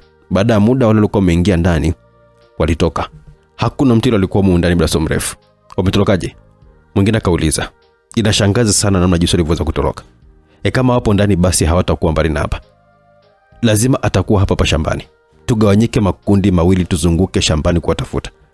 Mathayo na Witness walikuwa wanaendelea kutembea katika njia chini hadi mwisho, wakafungua mlango na wakatoka. Mlango ulikuwa na majani na udongo kiasi cha kumfanya mtu yeyote asihisi kama mahali pale kulikuwa kuna mlango. Baada ya kutoka, Mathayo alikuwa amemshika mkono Witness, wakaanza kukimbia wakielekeza mtoni kama alivyokuwa ameelekezwa. Mathayo, kuna nini? Keep running. Akimwonyesha kama endelea kukimbia. Mathayo alimwambia hakuwa na silaha yote ile mkononi, bastola yake alikuwa ameacha katika gari.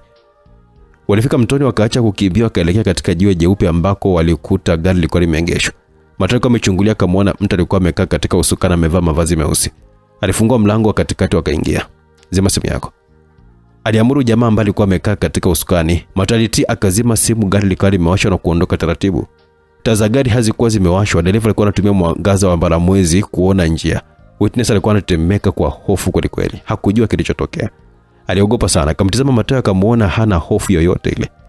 Nini kinaendelea? Nini kimetokea pale nyumbani? Alijiuliza. Baada ya kuondoka mtoni, walikuta barabara ya vumbi, wakaifuata. Hakukuwa na maongezi yote yale. Nani wale waliovamia nyumbani kwangu? Na kwa nini wananitafuta? Walifahamuje kama niko pale shambani? Na alikuwa amenipigia simu na kunionya niondoke pale mara moja. Alifahamuje kama kuna watu ambao walikuwa wametumwa kuja kunivamia shambani? Hata hivyo, ninamshukuru sana kwa kunipa taarifa ile, kwa sababu wale jamaa wangevamia na kunimaliza. Sikuwa na habari kama nilikuwa navamiwa. Natakiwa kumtafuta huyu mtu hadi nimfahamu ni nani na kwa nini ameniokoa. Anaonekana ni mtu ananifahamu vizuri sana, kwani anayo hadi namba yangu ya simu. Safari ikaendelea, kama ameingia barabara kuu ya lami na dereva akawasha taa. Safari ikaendelea kimya kimya hadi walipofika Tanzawa kwa Swai. Walitoka barabara ya lami na kutafuta njia ya changarawe hadi katika mtaa fulani hivi. Dereva alisimamisha gari katika nyumba moja kubwa na nzuri. Nje ya nyumba ile kulikuwa kuna gari dogo zuri lilikuwa limeegeshwa. Shuka nyingine katika ile gari. Katika kiti cha dereva kuna miwani, utavaa na utapewa maelekezo. Funguo za gari ziko chini ya zulia, alisema dereva wa lile gari lilokuwa limeondoa shambani. Walishuka kaelekea katika lile gari lilokuwa maelekezo. Lile gari alilokuwa amekuja nalo likaondoka. Mathayo alimfungulia mlango Witness, akaingia garini, na katika kiti cha dereva alikuta miwani kama alivyokuwa ameelekezwa. Alijua kifaa kilichokuwa na miwani ile akawa ameweka sikioni, alafu kama amevaa ile miwani. Mara tulipokuwa amevaa kasikika sauti. Mathayo Mulumbi, ilianza kusikika sauti katika kifaa kile alichokivaa sikioni, ilikuwa ni sauti ya mwanamke. Unatakiwa kuondoka katika uso wa dunia. Kuna watu wenye nguvu wanakuwinda wa kumaliza kwa gharama zote zile. Wanataka kuondoa katika njia mbili. Wanataka kuondoa kwa njia mbili. Njia ya kwanza ni kukuua. Njia ya pili ni kifungo cha maisha gerezani. Wewe ni jasiri, uogopi chochote kile na uko tayari kukabiliana na kila hatari inayokuja mbele yako, lakini safari hii sikushauri ukabiliane na hawa jamaa. Wana nguvu sana. You can't fight them. You can't win. Akamaanisha kwamba uwezo kupambana nao, uwezo kushinda. Tayari kuzunguka kila mahali. Wamekufuatilia kwa muda mrefu sana na wanakufahamu vizuri mno. Wanajua nyendo zako zote. They know all your safe houses. Wanajua kila kitu kuhusu wewe. Nyumba zako salama zote wanajua. Usiku walikuwa wanajua mahali ulipo, na ndipo ilikuwa misheni yao ya kuja kukuondoa katika uso wa dunia. Imeanzia pale. Wameweka mitego yao kila mahali kuhakikisha kwamba wanakupata. You have nowhere to run. Akimaanisha kwamba una sehemu ya kukimbilia. Kwa sasa hivi una njia moja tu ya kufanya ili kujiokoa. You have to leave the country. Akimaanisha kwamba unatakiwa uondoke hapo nchini. Upende usipende, you have to leave the country you love. Akimaanisha kwamba unatakiwa uondoke katika nchi unayoipenda. Kama uko tayari kuondoka, safari ni usiku wa leo. Utaelekea nchini Zengabo. Pale ndipo sehemu salama kwako kwa sasa. Stay there, go completely dark. Akimaanisha kwamba kaa hapo, potea kabisa gizani. Usiwasiliane na mtu yote wa Tanzania. Katika buti la gari kuna sanduku. Ndani ya sanduku kuna hati mpya ya kusafiria yenye jina la Bruno Edmonds. Hilo ndilo jina utakalolitumia kuanzia sasa na sio Mathayo Mulumbi. Katika sanduku kuna kiasi cha fedha, pia kuna kadi ya benki. Ni benki ya kimataifa yenye matawi yake dunia nzima. Utakuwa unachukua fedha kutoka katika akaunti yenye jina la Brianna Benson. Utachukua kiasi kile cha fedha unachokihitaji. Usiku huu utakwenda mtaa wa Silicas, nyumba nambari 44. Utamkuta mtu pale ambaye atakupeleka uwanja wa ndege na kukuondoa nchini. Kumbuka mara utakapokuwa umetoka katika anga la Tanzania, Mathayo Mulumbi doesn't exist anymore. You will be Bruno Edmonds. Akimaanisha kwamba Mathayo Mulumbi hatakuwa akiishi tena. Utakuwa ni Bruno Edmonds. Jambo jingine muhimu, mara tu utakapokuwa umekanyaga ardhi ya Zegambo, you will be on your own. Good luck Bruno. Akimaanisha kwamba utakuwa ni juu yako mwenyewe. Kila laheri Bruno. Tupa miwani baada ya kusikia mlio. Italipuka baada ya sekunde 5. Rekodi ilifika mwisho, Matayo akaivua ile miwani, akafungua dirisha, akatupa nje kabla haijagutha ardhi, karipuka. Alikitoa kile kifaa alichokuwa ameweka sikioni, akakitupa, akafunua zulia la gari, akaifukuta fungua, akawasha gari, wakaondoka. Witness alibaki katika mshangao mkubwa sana. Yaliyokuwa kiendelea yalimshangaza. Hakuelewa kilichotokea. Alimtazama Matayo kwa mshangao. Who is this guy? Alijiuliza kwamba huyu jamaa ni nani? Natamani yanayoendelea ingelikuwa ni ndoto, lakini sio ndoto. Ni mambo ya kweli kabisa ambayo atasielewi. Mbona mambo yamebadilika ghafla hivi? Tayari nilikuwa nimeingia katika sayari mpya. Nilikuwa nipo katika rasu elezeka. Lakini ghafla tu mambo yamebadilika. Tunaanza kukimbia. Tunaingia katika gari, tunaondoka, tunaingia katika gari jingine, na hata sijui tunaelekea wapi. Nilizani kwamba nimeacha maisha ya majanga na sasa nimeanza maisha mapya, lakini inaonekanika nilikuwa najidanganya tu. Inaonekanika majanga bado yanaendelea kuniandama. Mungu, naomba unisaidie. Kama nimeingia katika janga lote, naomba unitoe kama ulivyonitoa katika shimo la moto. Aliomba Witness, akimtazama Matayo ambaye alikuwa makini katika vioo vya pembeni ya gari kuhakikisha kama anafuatiliwa vipi. Matayo, nini kimetokea? Kwa nini tumekimbia kule shambani? Tunaelekea wapi? Witness akauliza. Usihofu Witness, you are fine. Akimaanisha kwamba uko salama. Alijibu Matayo kwa kifupi. Safari ikaendelea kimya kimya. Walikatisha mitaa kadha wa kadha, halafu Matayo akasimamisha gari, akafungua mlango, akashuka, kaenda katika duka lilokuwa liko na walikatisha mitaa kadha wa kadha, halafu Matayo akasimamisha gari, akafungua mlango, akashuka na kaenda katika duka lilokuwa wazi, akanunua kalamu, daftari na bahasha, halafu akarudi gareni. Aliandika katika karatasi, halafu akaichana, akaweka katika bahasha. Akaandika anwani katika karatasi nyingine, akamshikisha Witness viganja vya mkono na kumtizama usoni. Witness, kuna mambo mawili nataka nikwambie. Jambo la kwanza ni kuhakikishia kwamba nakupenda kutoka ndani ya moyo wangu. Jambo la pili, naomba uniamini. Kama hujawahi kumwamini mtu yote yule katika maisha yako, basi naomba uniamini mimi. You will be fine. Fuata na kuelekeza, utakuwa salama. Matayo, sikuelewi. Unanipa hofu sana. Mambo yaliyotokea yananipa hofu sana. Kwa nini tumekimbia kule shambani? Nini kinaendelea Matayo? Kwa sababu sina muda wa kuweza kueleza chochote kile, alisema Matayo na kumpatia ile karatasi aliyokuwa ameandika anwani. I have to do something. Nataka ufuate anwani hapa niliyokuandikia.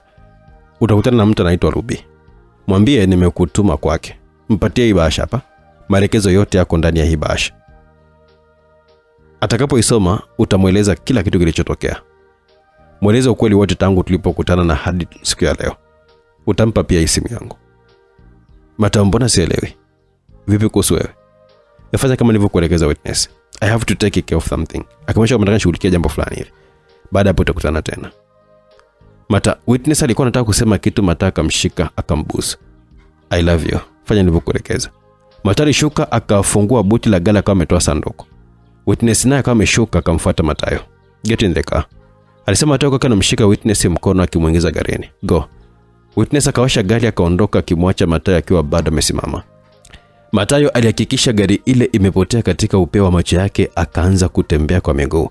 Msikilizaji, kazini kwetu kumechangamka na kazini kwetu kuna kazi. Mambo yameanza kupamba moto na simulizi yetu tunakwenda kwa jina la The Return of Mulumbi, yani kurudi kwa Mulumbi.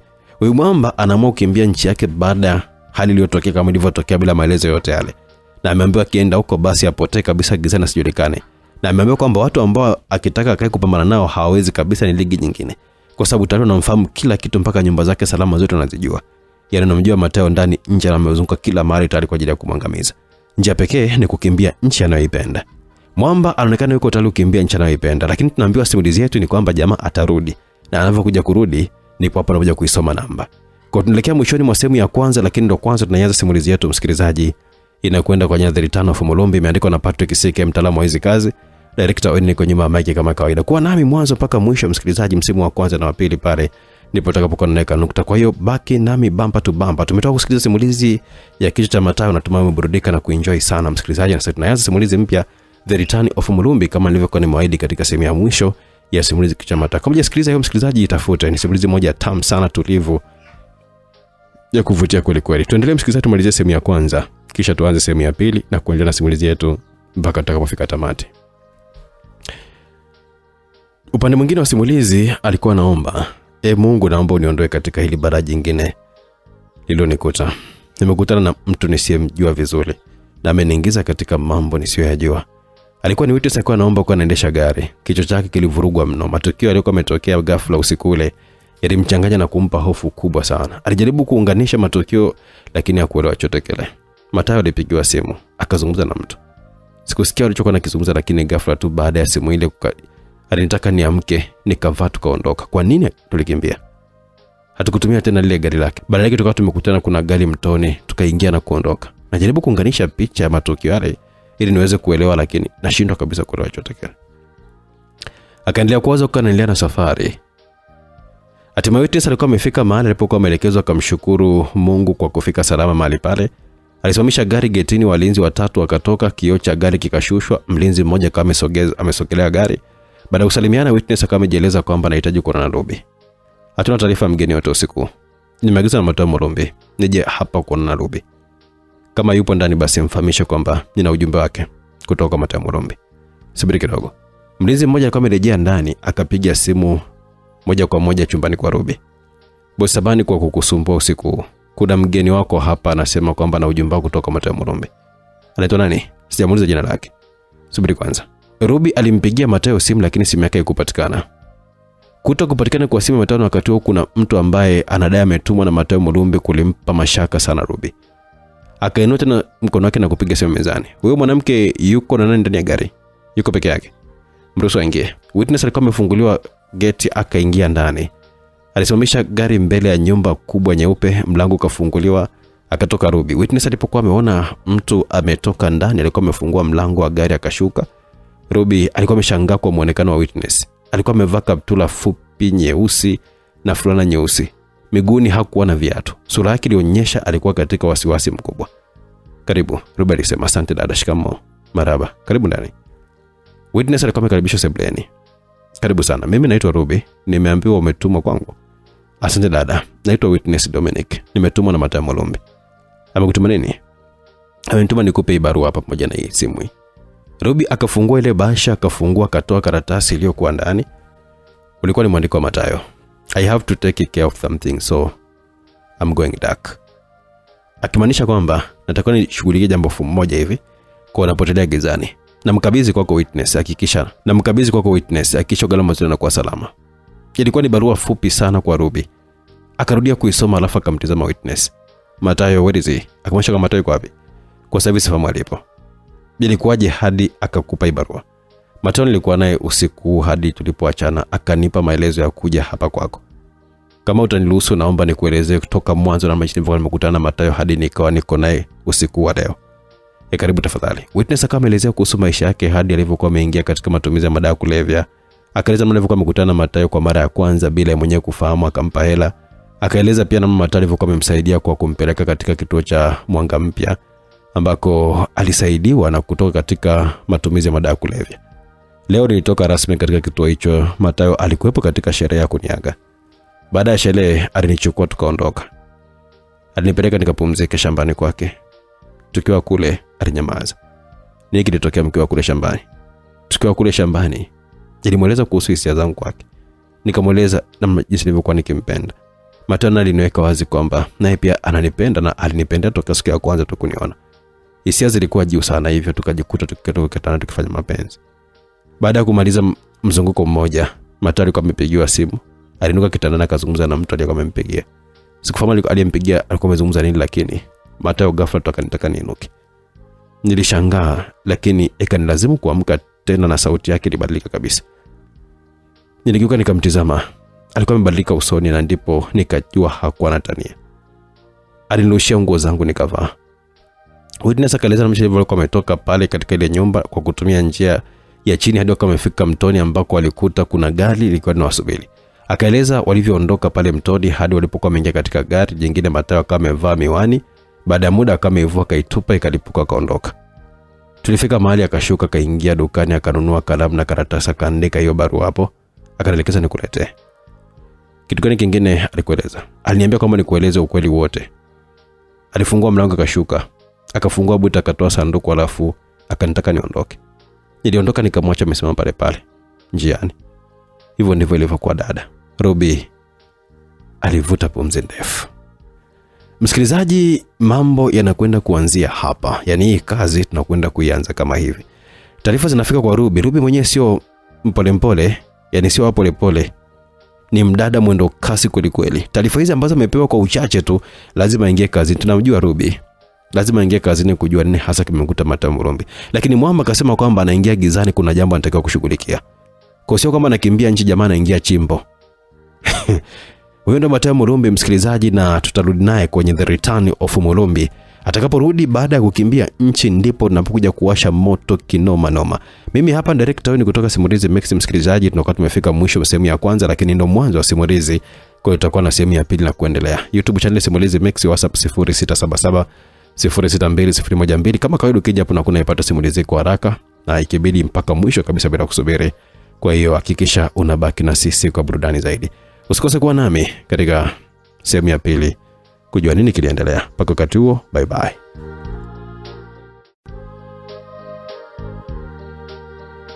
Na ukaribisha msikilizaji wangu katika sehemu ya pili, simulizi yetu tamu kweli kweli, The Return of Mulumbi, kurudi kwa Mulumbi. Tulipokuwa tumeishia katika sehemu iliyopita, sehemu ya kwanza kabisa, tulikuwa tumeishia pale ambapo Witness Bibie ambaye ndo kwanza alikuwa amezama katika penzi zito na Mateo Mulumbi, lakini mwisho wa siku mambo yanaenda ndivyo sivyo, anatengana na Mateo Mulumbi. Lakini Mateo Mulumbi akamwelekeza kwamba afike nyumbani kwa Ruby na akifika hapo amueleze kila kitu kilichotokea. Alafu maelekezo kama amepewa Ruby ni kumtunza binti huyo mpaka kisha anakuwa salama, mpaka Mwamba atakaporejea kutoka gizani kwenda kushughulikia jambo. Ilikuwa hivi, Ruby akamuuliza kilitokea nini mkiwa shambani. Akaanza kueleza Bi Witness kwamba tukiwa kule shambani nilimweleza kuhusu hisia zangu kwake. Nilimweleza namna jinsi nilivyokuwa nimetokea kumpenda. Mateo naye alikuwa ameniweka wazi kwamba naye pia alikuwa ananipenda na alinipenda toka siku ya kwanza aliponiona. Hisia zangu zilikuwa juu sana, hivyo tukajikuta tuko kitandani tukifanya mapenzi. Baada ya kumaliza mzunguko mmoja, Mateo alipigiwa simu. Aliinuka kitandani akazungumza na simu alikuwa amempigia huyo. Sifahamu nini alikuwa amezungumza, lakini ghafla Mateo alikuwa amenitaka niinuke. Nilishangaa, lakini kanilazimu kuamka baada ya sauti yake kubadilika. Niligeuka na kumtizama. Alikuwa mbadilika usoni, ndipo nikajua hakuwa anatania. Alinirushia nguo zangu nikavaa. Witness akaelezea namna jinsi alivyokuwa ametoka katika ile nyumba ya shambani kwa kutumia njia za chini hadi wakafika mtoni ambako walikuta kuna gari likiwasubiri. Akaelezea walivyokuwa wameondoka pale mtoni hadi walivyokuwa wameingia katika gari jingine. Mateo amevaa miwani, baada ya muda mfupi akaivua akaitupa ikalipuka akaondoka. Tulifika mahali akashuka kaingia dukani akanunua kalamu na karatasi akaandika hiyo barua hapo na kanieleza nikulete. Kitu gani kingeendelea? Aliniambia nikueleze ukweli wote. Alifungua mlango akashuka, akafungua buti akatoa sanduku alafu akanitaka niondoke. Niliondoka nikimwacha kama amesema pale pale. Hivyo ndivyo ilivyokuwa dada. Ruby alivuta pumzi ndefu. Tulikuwa tumeishia hapo katika sehemu ya kwanza, tuni pamoja katika sehemu ya pili kujua nini kinaendelea. Simulizi yetu nzuri imeandikwa na Patrick Sike, lakini na simulizi director ni kutokea hapa Simulizi Max. Unakuwa unaipata kupitia YouTube channel ya Simulizi Max, WhatsApp 0677 062012. Hapo unakuwa unaipata mpaka mwisho kabisa bila kusubiri kupitia WhatsApp yako. Mimi hapa director ni. Tunaendelea na sehemu ya pili ya simulizi The Return of Mulumbi, kurudi kwa Mulumbi. Dada, nimeogopa sana kwa mambo niliyoshuhudia. Mambo yametokea haraka sana. Mateo ni nani hasa? Hajakuambia kitu chochote kuhusu yeye? Alinieleza kiufupi tu historia yake. Akaniambia pia kuwa kwa sasa hivi anajihusisha na biashara. Unaweza kuniambia Mateo Mulumbi anajihusisha na nini? Kwa niliyoyaona usiku nimeingiwa na hofu kuhusu usalama wangu. Yametokea mambo ya kushangaza sana. Usihofu Witness, yuko katika mikono salama. Mateo sio mtu mbaya. Anajihusisha na nini? Mateo anashughulisha na biashara, ila huko nyuma aliwahi kuwa katika shirika la jasusi Tanzania. Aliwahi kufanya kazi. Mshangao ukaonekanika usoni kwa Witness. Alikuwa jasusi? Ndio. Ila kwa sababu anashughulisha na biashara japo hutokea mara moja sana, akajikuta akiwa yuko mahali ambako analazimika tu kutumia taaluma yake ya ujasusi. Sasa nimepata picha kamili. Nadhani usiku wa leo hii ni moja kati ya nyakati ambazo alilazimika kutumia taaluma yake. Niliyoshuhudia yaliyofanyika usiku wa leo ni ujasusi kwa 100%. Katika barua amekueleza kuhusu kilichotokea. Ruby alimpa Witness barua ile aisome mwenyewe. Anamaanisha nini anaposema I'm going dark? Kama anaenda gizani. Hii ni lugha ya kijasusi ikimaanisha kwamba anatoka nje ya mawasiliano. Kwa sasa hivi hata wasiliana na mtu yote yule. Ninapata hofu sana dada Ruby. Will he be okay? Relax. He's good at this. He'll be fine. Akimaanisha kwamba yuko vizuri kwenye michezo, atakuwa sawa tu. Please Lord, help this man. I love him so much. Akisema kwamba Mungu msaidie huyu mwanaume, nampenda vibaya mno. Alisema Witness kwa sauti ndogo akiwa ameinamisha kichwa. Witness, kama ulivyoona maelekezo ya Mathayo kwamba nihakikishe unakuwa salama. Kwa kuanzia sasa hivi makazi yako yatakuwa ni hapa hadi pale Mathayo atakaporejea. Vipi kama siporejea? He will be back. Kabla ya kuachana Mathayo alitamka maneno trust me, si ndio? Ndio. How did you know? Akauliza Witness kwa mshangao. Alitamka maneno gani mengine? Aliniambia ni muamini, nitakuwa salama. Basi unapaswa kuamini kile alichokuambia. Umejuaje kama alitamka kitu chochote kile kuhusu kumwamini? I know him. Ni mtu anayependa sana kutembea katika maneno yake. Akikwambia utakuwa salama, amini kwamba utakuwa salama. Wewe pia ni jasusi? Hapana, sio jasusi. Witness, sio ufuko katika mikono salama kuanzia sasa. Makazi yako yatakuwa hapa. Welcome to the family. Ngoja nimwamshe dada kuandalia chumba upumzike. Ruby alikuwa ameinuka kaelekea katika chumba cha mtumishi wake wa ndani. Akamwamsha ili kumwandalia Witness chumba. Wakati chumba kiwake kinaandaliwa, Ruby alikuwa amekwenda mara moja chumbani kwake. Akachukua simu yake na kumpigia Gosugosu. Ruby, habari za usiku? Wewe, mbona una hema haraka hivyo namna hiyo? Ulikuwa juu ya kifua cha mtu nini? Gosugosu hakujibu. Gosugosu hakujibu kitu, akacheka. Gosugosu, nakutaka hapa nyumbani kwangu, kuna tatizo. Kuna tatizo gani Ruby? Njoo haraka mara moja. Sawa, nakuja. Ruby alikuwa ameshuka chini alipokuwa amemwacha Witness. Witness, kuna kitu kingine ambacho unakumbuka kilichotokea usiku katika matukio hujaniambia? Nakumbuka Mathayo alikuwa anaangalia kitu katika simu yake. Sikujua alikuwa anaangalia nini, lakini ni kama vile alikuwa anafuatilia kitu fulani hivi, kama ramani au sijui nini. Akaendelea kufuatilia hadi tulipokuwa tumeingia katika gari. Yule jamaa akamtaka azime simu yake. Huyo jamaa mliyemkuta ndani ya gari, unamkumbuka sura yake? Alivaa kofia ambayo aliishusha sana hadi karibu na macho. Sura yake sikuiona vizuri. Dada, mambo yaliyotokea ni kama filamu hivi. Nataka nikwambie kitu kimoja, ndugu wangu Witness. Umeingia katika ulimwengu wa Mathayo Morombe. Matukio kama uliyoshuhudia usiku huu ni ya kawaida sana. Hata hivyo Mathayo atakulinda. Hata siku moja hawezi kukuacha ukaingia katika hatari. Kwa hiyo kama mpenda Mathayo na naamini ndiye mwanaume wa ndoto zako, inakulazimu ukubali kuishi katika dunia yake. Dada, ninampenda sana Mathayo. Nami nihakikishia kwamba ananipenda. Niko tayari kuishi katika dunia yake hata kama ina hatari namna gani. Tutajuaje mahali alipo kama yuko salama? Usihofu, yuko salama. Kuna mambo anayashughulikia alafu atarudi. Tumpe nafasi. Hatumtafuti pengine anahitaji msaada. Umesoma kila alichokiandika katika ule ujumbe aliokupatia unilete? Ameandika kwamba he's going dark.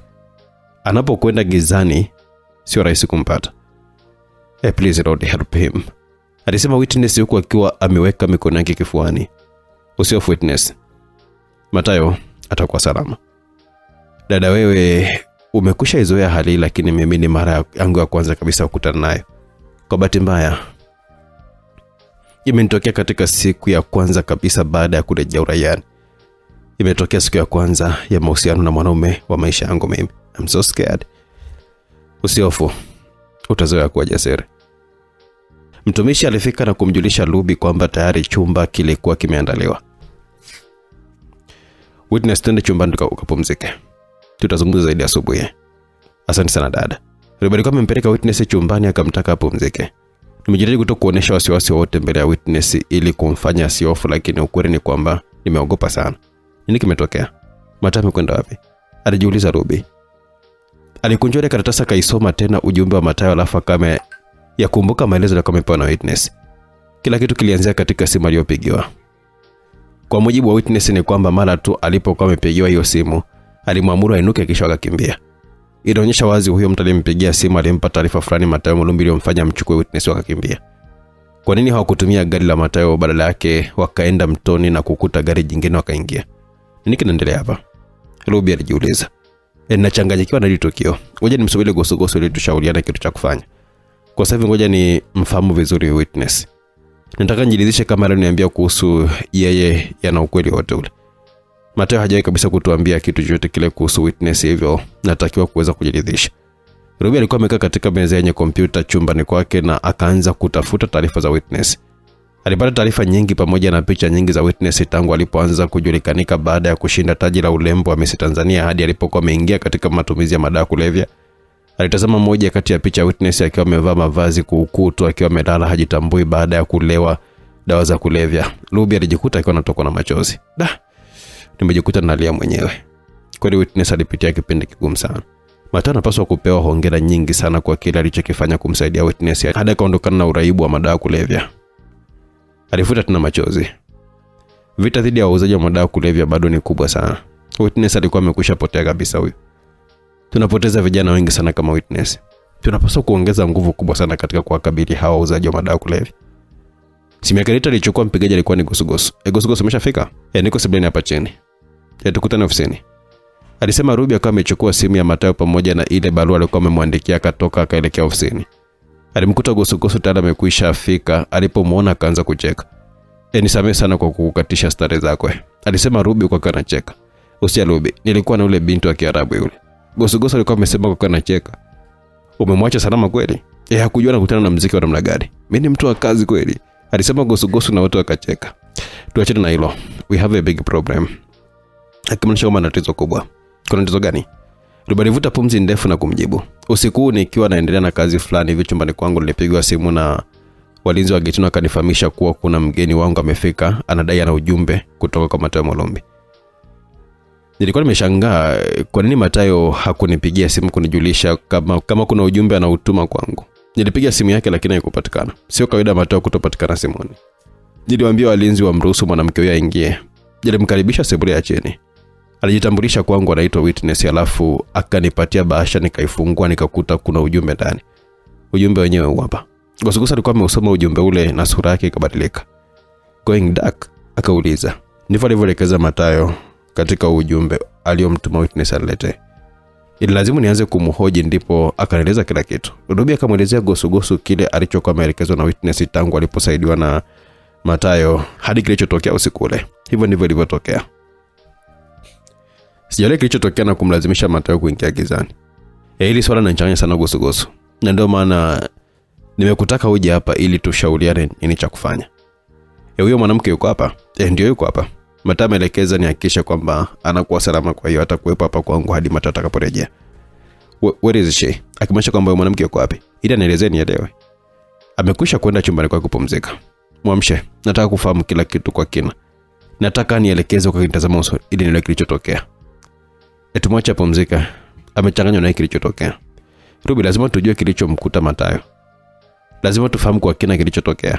Yeye ndiye aliyekuwa na Mateo hadi dakika ya mwisho, kwa hiyo anapaswa kutueleza kila kitu hadi alivyokuwa ameachana na Mateo. Amekwishaeleza kila kitu kama nilivyokuelekeza. Na nataka aeleze tena. Ruby, nenda kamlete hapa tafadhali. Ruby alikuwa amekwishaona mabadiliko katika uso wa Gosugosu, hivyo akainuka taratibu akamfuata Witness chumbani akamtaka amfuate akaelekea ofisini. Karibu Witness. Gosugosu alimkaribisha Witness ofisini. Sio mchezo. Huyu kwani alikuwa ni mwathirika madawa kulevya kama alivyomwambia Ruby? Mbona anaonekana kama amedondoka kutoka sayari nyingine huyu? Aliwaza Gosugosu mara Witness alipokuwa ameingia ofisini. Witness, hapa ni ofisi yangu ndogo ya nyumbani. Huyu hapa anaitwa Papi. Gosugosu, si wawili ni ndugu wa Mateo. Nadhani amekusha kukupa historia yake. Sisi wawili ni watu aliotuchagua kuwa ndugu zake na ndio maana kueleza uje hapa kwa ndugu zake. Hapa katika nyumba yangu Mateo na chumba chake. Akiamua kulala hapa muda wote analala. Gosugosu na chumba chake pia hapa. Mimi na Mateo tuna vyumba nyumbani kwa Gosugosu. Mimi na Gosugosu tuna vyumba nyumbani kwa Mateo. Hivyo ndivyo tunavyoishi. Ruby nyamaza kidogo. Ili lazima nimpigie simu Gosugosu aje hapa nimfahamishe kilichotokea kwa kuwa amefika. Nataka sasa utuelezee tena hatua kwa hatua kile ambacho kilichotokea mkiwa shambani na Mateo. Tunataka kuelewa kwa kina kilichotokea ili tujue tunachukua hatua gani kumsaidia Mateo kama italazimu kufanya hivyo. Sawa dada. Gosugosu, shikamoo. Mbona umenisalimia shikamoo? Am I ugly? Do I look old? Akimaanisha kama mimi ni mbaya au unaonekana mzee? Akauliza Gosugosu kwa kicheka. Witness naye akacheka. Tueleze tafadhali kile ambacho kilichotokea usiku. Witness anaweza kueleza tukio zima lilivyokuwa limetokea hadi alivyofika pale kwa Ruby. Hivyo ndivyo ilivyokuwa. Pole sana.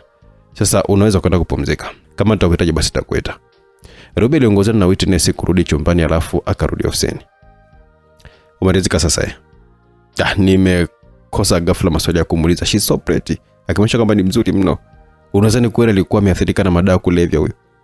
Malaika kama yule anawezaje kuingia katika matumizi ya madawa kulevya? Gosogoso kauliza. Ili lazima kufanya uchunguzi kujiridhisha kama alichosema ni cha kweli. Hiki hapa ndicho nilichokipata. Ruby alikuwa amekunjua kompyuta yake na kumuonesha Gosogoso picha mbalimbali za witness kabla hajaanza kutumia madawa kulevya, baada ya kutumia madawa kulevya pia. Basi imetosha Ruby. Tumshukuru sana Matayo kwa kile alichokifanya kumsaidia witness kutoka katika matumizi ya madawa kulevya. Tuhame huko, tuhamie katika kile kilichotokea usiku wa leo. Witness anadai Matayo alipigiwa simu na kila kitu kilianzia hapo. Nani alimpigia simu na alimwambia nini? Hata mimi najiuliza swali kama hilo. Nani ambaye alikuwa amempigia simu? Kwa kosi mengi tunayo hapa, nitafuatilia ili kujua aliyempigia simu ni nani. Kabla ya kuanza kumtafuta huyo mtu ni nani, kuna picha ambayo ninaipata hapa. Mara tu baada ya kupigiwa simu, Matayo alimtaka witness waondoke. Hakuna ubishi, hiyo simu alikuwa amempigia ndo kuna kitu ambacho alikuwa ameambiwa. Ninashawishika kuamini kwamba kuna hatari ilikuwa inamkaribia Matayo na mtu huyo, ndipo akamjulisha. Nakubaliana nawe kwa sababu kwa maelezo ya witness ni kwamba waliondoka kwa kupita katika njia ya chini hadi wakatoka nje ya shamba kisha wakaelekea mtoni. Naamini kulikuwa na hatari nje na ndio maana Matayo hakutumia gari lake na wakatoroka kwa kutumia njia ya chini. Swali langu linaibuka, alipokwenda mtoni walikuta kuna gari ambalo liliwaondoa kule shambani. Mbele wakakuta kuna gari jingine wakaingia. Mbona inaonekana kama kila kitu kilikuwa kimepangwa vizuri sana? Nani alikuwa amepanga haya matukio yote? Mimi nadhani huyu aliyempigia simu Matayo anahusika katika ile swala lote. Ninasema hivyo kwa sababu baada ya kutoka ndani moja kwa moja akaelekea mtoni, ni wazi kabisa Matayo alikuwa amejua kwamba kuna gari mtoni. Alijuaje kama kuna gari mtoni lilikuwa linasubiri kule mtoni? Lazima alielekezwa na huyo mtu aliyekuwa amempigia simu kwamba akitoka aelekee mtoni ambako atakuta kuna gari linamsubiria. Huyu mtu aliyempigia simu ni mtu muhimu sana ambaye tunapaswa kumjua. Huyu yuko nyuma ya kila kitu kilichotokea. Witness anasema kwamba alifungua buti la gari akachukua sanduku. Lazima alielekezwa kwamba kuna sanduku nyuma ya gari. Kuna kitu katika hilo sanduku? Swali muhimu zaidi. Kaelekea wapi? Ulipita ukimya mfupi alafu Gosogoso akasema, Ruby, mtu muhimu sana kwa sasa hivi kumfahamu ni aliyempigia simu. Hebu ingia katika simu ya Matayo, tumfahamu mtu aliyempigia simu ni nani, tumfuatilie. Ruby alikuwa ametoa laini ya simu ya Matayo kama ichomeka katika kifaa maalum ambacho alikuwa amekiunganisha na kompyuta yake. Alicheza kidogo na kompyuta, ukasikika mlio katika speaker za kompyuta. Samahani, namba hii haipo. Tumekwama. Hakuna namba nyingine iliyompigia Matayo baada ya hii. Hii ndio namba ya mwisho kabisa kuwasiliana na Matayo. Na ndio namba mtu ambaye alimwambia kitu kilicho mtoa kule shambani. Kwa bahati mbaya haipo. Hivyo hatuwezi kujua jina la mtumiaji. Kwa namna yote ile, this person is professional. Yaani kwamba ni mtaalamu wa hizi kazi. Ulipita ukimya mfupi alafu Ruby akasema, nimekumbuka kitu. Witness sema wakati wakiwa anatoka kwa kutumia njia ya chini, Matayo alikuwa anaangalia kitu katika simu. Nashawishika kuamini kwamba alikuwa anafuatilia kile kilichokuwa kinaendelea pale nyumbani kwake kupitia kamera za siri alizokuwa ameweka katika hiyo nyumba. Niliwahi kumtengenezea program fulani vya kamera za siri ambayo itamwezesha kufuatilia kamera hizo kwa kutumia simu yake akiwa mahali popote pale. Na tunaweza kupata jibu kama tukiingia katika programu hiyo. Ruby alikuwa amewasha simu ya Matayo na kuingia katika programu ya kufuatilia kamera za siri zilizoko katika nyumba zake mbalimbali. Kila nyumba ilikuwa na jina lake. Walipata jina la shambani. Alibonyeza, lakini kamera za shambani hazikuwa zinafanya kazi. Kamera za shambani hazifanyi kazi, lakini inaonyesha mara ya mwisho kufanya kazi ilikuwa ni saa 2 zilizopita. Alisema Ruby akaingia katika sehemu ya kumbukumbu akaanza kufuatilia tangu muda huo ambao witness alikuwa amesema walikuwa wamefika pale shambani. Kupitia katika kumbukumbu ile walikuwa wameweza kuliona gari la Matayo liko linasimama mbele ya nyumba. Akina Matayo akashuka na kuingia ndani. Hakukuwa na kamera ndani ya nyumba, hivyo alisogeza mbele kumbukumbu ile hadi Matayo na witness walipoonekanika wako nje ya nyumba, ikiwa tayari ni usiku, wakiwa katika kibaraza cha kupumzika. Walifuatilia kila kilichokuwa kimetokea pale kibarazani hadi Matayo alivyokuwa amembeba witness, wakaingia zao ndani. Kumbukumbu ikasogezwa mbele baada ya watu waliokuwa wamevalia mavazi meusi na kofia za kufunika nyuso zao walipokuwa wameonekana nyumbani kwa Matayo. Walikuwa na silaha. Tumepata jibu. Kuna watu walivamia nyumbani kwa Matayo na ndipo Matayo akapigiwa simu na kutaka kukimbia. Je, mtu alijua kama Matayo atavamiwa? Gosogoso kauliza. Ni wazi alijua Matayo atavamiwa, na ndio maana alimpigia simu kumtaka atoke ndani na akimbie. Swali ni kwa nini kama alikuwa anajua mpango wa kumvamia Matayo na namba yake ya simu alikuwa nayo ya kuweza kuwasiliana naye mapema ili kuweza kuchukua tahadhari. Walitazama kumbukumbu ile na tukio la mwisho lilionekanika ni jamaa kuonekanika wakimwaga mafuta ya petroli na wakachoma nyumba. Kamera hazikuweza kurekodi kitu tena. Mwili umenitetemeka gosugosu. Ruby, hili swala ni kubwa. Hawa jamani akina nani kanuni kamvamia Mathayo kule shambani? Walifahamuje kama alikuwa shambani kwake? Je, kuna mtu yeyote ambaye alikuwa amempigia simu akamfahamisha kuwa anakwenda shambani? Maswali kujiuliza ni mengi, lakini turudi katika swala lingine. Inaonekanika wazi kabisa kwamba yalifanyika maandalizi.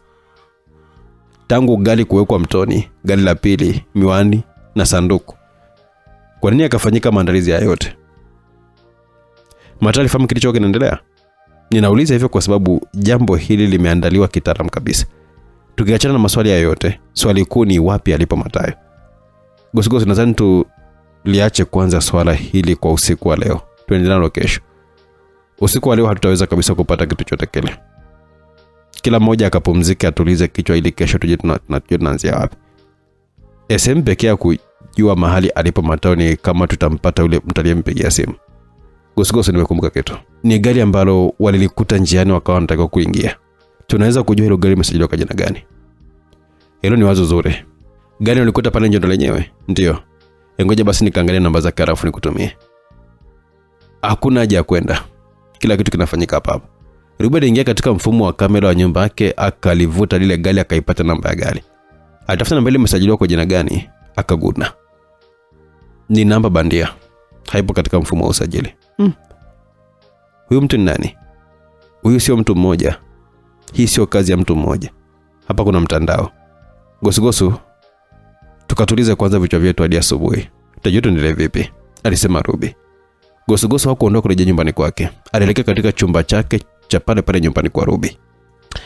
Basi bwana, turudi upande wa Mathayo katika safari yake ya kuelekea gizani. Unaambiwa kwamba taa za gari alimo witness ilitoweka katika upeo wa macho ya Mathayo Molombe, ambaye bado alikuwa amesimama barabarani ya kuhakikisha gari lile linatoweka kabisa. Baada ya gari kutoweka, Mathayo alikuwa ameanza kutembea haraka. Sikutaka witness ajue mahali ninapoelekea. Ndio maana nimemleta katika mtaa tofauti kabisa na ule ambao nataka kwenda. Aliwaza Mathayo kwa anatembea kwa tahadhari kubwa sana. Aliingia katika kichochoro kinachounganisha mtaa ule aliokuwa ameshukia na mtaa ilipo nyumba aliyokuwa ameelekezwa kwenda. Alitembea kwa tahadhari kubwa na baada ya kumaliza uchochoro ule akaingia katika mtaa wa Circus. Hakukuwa na pirika nyingi katika mtaa ule. Wanaonekana watu wachache wakiwa wameketi katika kijiwe cha kuuza kahawa wakizungumza hili na lile wakati wakicheza bao. Wengine walikuwa nje ya nyumba zao wakipunga upepo. Bado Mathayo alikuwa anatembea kwa tahadhari kubwa sana ili kuhakikisha hakuna mtu ambaye anamfuatilia. Hatimaye alikuwa ameweza kuipata nyumba nambari 44 ambayo ndio aliyoelekezwa kwenda. Alisogelea geti akaiona switch ya kengele akaibonyeza. Baada dakika chache mlango mdogo wa geti ukafunguliwa, jamaa mmoja kama amechungulia. Alikuwa amevaa kofia na macho yake aliyafunika kwa miwani. Get in. Alimwambia Mathayo ambaye alikuwa ameingia ndani, kisha yule jamaa akafunga geti. Walidheka. Yule jamaa aliuliza, mtu niliyekuwa naye analitumia. Usiwafunika mikono salama. Okay, follow me. Mathayo alimfuata kwa ameingia sebuleni akafunga mlango. Are you sure you are not followed? Yule jamaa alikuwa amuuliza Mathayo kama afuatiliwe. Hakuna anifuatilia. Good. Naomba hati yako kusafiria. Mathayo alifungua ile sanduku alilochukua katika gari. Ndani yake kulikuwa imepangwa nguo na juu ya nguo kulikuwa kuna hati ya kusafiria pamoja na mabunda kadhaa ya fedha. Alichukua hati ya kusafiria akampatia yule jamaa. Wait here. Alisema yule jamaa ambaye alipenda kutumia lugha ya Kiingereza. Hawa jamani akina nani? Alijiuliza Mathayo baada ya yule jamaa kuondoka sebuleni. Huu lazima ni mtandao. Na inaonyesha hili swala langu wamekusha lipanga muda mrefu sana. Natafakari sana ni akina nani hawa, lakini bado hata sijapata majibu. Wanaonekana kunifahamu vizuri sana ila mimi bado sijawafahamu. Ni akina nani na kwa nini wananisaidia? Kwa sasa hivi ngoja niendelee tu kuwafuata hawa jamaa ambao wanaonekana ndio msaada wangu mkubwa. Wao ndio wanaojua kitu gani kinaendelea na hatari kubwa inayonizunguka. Au kupita muda mrefu yule jamaa akamerejea. Alikuwa na mavazi mikononi mwake pamoja na viatu akampatia Mathayo. Vaa hizo nguo. Mathayo kupoteza muda akavua zile nguo alizokuwa amevaa alizokuwa amepewa. bandika ngozi hapa katika kidole gumba cha mkono wa kulia. Mateo alikuwa amebandika ngozi ile alikuwa amepewa katika kidole gumba cha mkono wake kama ilivyokuwa maelekezwa. Follow me. Mateo alikuwa amemfuata yule jamaa, wakaingia katika chumba kilichokuwa na kompyuta kadhaa. Yule jamaa alikaa katika kiti akabonyeza kompyuta yake, alafu akamtaka Mateo kuweka kile kidole gumba alichokuwa amebandika ngozi katika kifaa fulani hivi. Katika kompyuta ilikuwa imetokea picha ya Mateo Mulumbi, lakini jina lilikuwa linasomeka Bruno Edmonds. Jamaa kaendelea kubonyeza kompyuta alafu akasema, "Tuondoke." Mateo alikuwa amemfuata yule jamaa akatoka nje. "Get in the car." Akamshaingia kwenye gari. Alisema yule jamaa na Mataka ameingia garini. Kabla hawajaondoka yule jamaa kama amechukua simu yake akampigia mtu akazungumza kwa dakika 3 alafu akawasha gari. Kwa kutumia kitanzambali alifunga gate alikuwa ametoka, alafu kwa kutumia kitanzambali alifungua gate wakatoka, alafu akalifunga wakaendelea na safari. "Tunaelekea wapi?" Mataka uliza. Ulipita ukimya, alafu yule jamaa kauliza, "Hukupewa maelekezo?" Maelekezo niliyopewa ni kwamba katika ile nyumba tulimotoka ambamo maelekezo niliyopewa ni kwamba katika ile nyumba tuliyotoka nitamkuta mtu ambaye anasaidia katika swala langu. Sawa, umefika mahali ulipokuwa unatakiwa kufika. Na kinachotakiwa kuanzia sasa ni ukimya. Don't ask any questions. Na ufanye kile utakachokuelekezwa kufanya hadi hapo utakapokuwa uko nje ya mikono yetu, na ndipo utakapoamua kufanya utakacho mwenyewe. Umeelewa? Nimekuelewa, but who are you people? Akaonyesha kwamba ndio, lakini jina kina nani? Tayari umeshavunja taratibu. Narudia kwa mara ya mwisho kukukumbusha utaratibu. Don't ask any question. Usiulize swali lolote. Kwa mtulivu, fuata maelekezo. Safari kaendelea kukimya kimya, huku mara kadhaa yule jamaa akawa anachukua simu yake na kuzungumza na watu waliokuwa wamempigia. You can't fight them. You can't win. Tayari wamesha kuzunguka kila mahali. Wamekufuatilia kwa muda mrefu sana, wanakufahamu vizuri. Wanajua nyendo zako zote. They know all your safe houses, na wanajua kila kitu kuhusu wewe. Sauti mwanamke iliyosikika katika rekodi iliyokimewekwa katika ile miwani ilijirudia kichwani mwa Mateo na kumzamisha zaidi katika rinda mawazo. Ni wakina nani watu wanaonifuatilia? Na kwa nini wananifuatilia? Nimeambiwa nifuatilie kwa muda mrefu sana na kufahamu mambo yangu mengi sana kuhusu mimi. Why? Ni kisasi wanataka kulipiza au ni nini? Kuna nini? Akaendelea kujiuliza maswali. Hili swala ni kubwa. Siwezi kulipatia majibu kwa haraka. Nataka kutulia na kufanya tafakuri ya kina, ndipo nitaweza kujua kitu gani ambacho kinachoendelea na hao wanaonitafuta ni akina nani. Kwa sasa ngoja nifuate maelekezo ya waokozi wangu ili niweze kutoka nje ya Tanzania, mahali ambako sina ndugu, rafiki wala mtu nayemjua. Naamini huko nitapata utulivu wa kutosha kabisa wa kuweza kulichakata ile swala. Baada hapo nitarejea Tanzania. Kwa sasa hivi ngoja niwape ushindi hao watu wanaonitafuta. But I will come back. It will be the return of Mateo Mulumbi. Wanafikiri wameshanifahamu mimi ni nani. Wanajidanganya. Bado hawajanifahamu mimi ni kiumbe wa aina gani. Watanifahamu pale nitakaporejea. Safari kaendelea hadi katika uwanja wa ndege wa kimataifa Julius Nyerere. Stay in the car. Akimaanisha kama baki kwenye gari. Alisema yule jamaa akawa amechukua hati ya kusafiria Mateo, akawa amefungua mlango akashuka.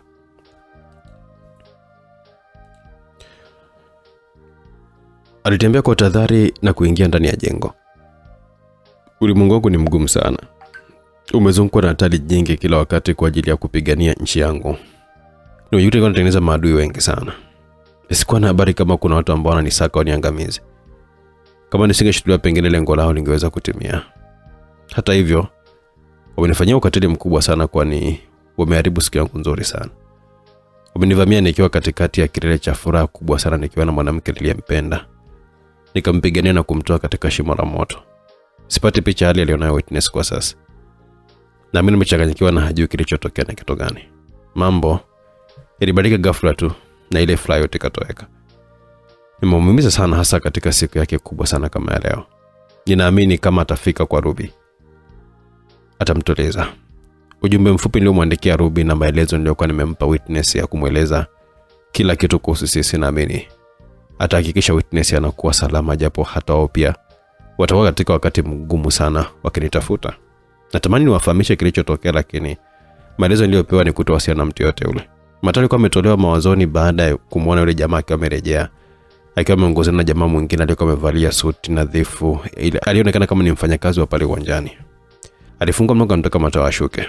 Bruno, ninakabidhi kwa huyo ndugu hapa. Utafuata maelekezo yake. Thanks. Alisema Mathayo kama amechukua sanduku lake garini. Nifuate. Mathayo kama amemfuata yule jamaa aliyekuwa amekabidhiwa kwake ambaye alimpitisha katika mlango ambao Mathayo hajawahi kupita. Alimpeleka hadi katika ofisi moja akamtaka keti sofani katika sofa nzuri. Subiri hapa nakuja. Yule jamaa kama amepotea kwa dakika kadhaa alafu akarejea. Bruno, kila kitu kimekamilika. Utaondoka usiku kuelekea nchini Zengabo. Yule jamaa alikuwa amempa Mathayo maelekezo kadhaa alafu akamtaka mfuate akampeleka katika sehemu ya kusubiria ndege. Dakika chache zijazo abiria watatangaziwa kuingia katika ndege ya Zengabo. Good luck brother. Alisema yule jamaa na kuondoka. Hakuhitaji maongezi mengi japo Mathayo alikuwa anatamani sana kuuliza maswali kadhaa. Baada ya yule jamaa kuondoka, Mathayo amechukua hati yake ya kusafiria kama ifungua. Ndani ya hati ile kulikuwa kuna picha yake huku jina likisomeka Bruno Edmonds, raia wa Esi Sadaib. Hati ile ya kusafiri kuna muonyesha Mathayo alikuwa ameondoka nchini Sadaib mwezi mmoja uliopita. Akatembelea nchi kadhaa na ya mwisho kabla ya kuingia nchini Zengabo ilikuwa ni Tanzania. Ile jambo halijaandaliwa kwa muda huu mfupi tu. Ni jambo lilochukua muda mrefu sana kuweza kuliandaa. Nini kinaendelea na hawa jamani akina nani?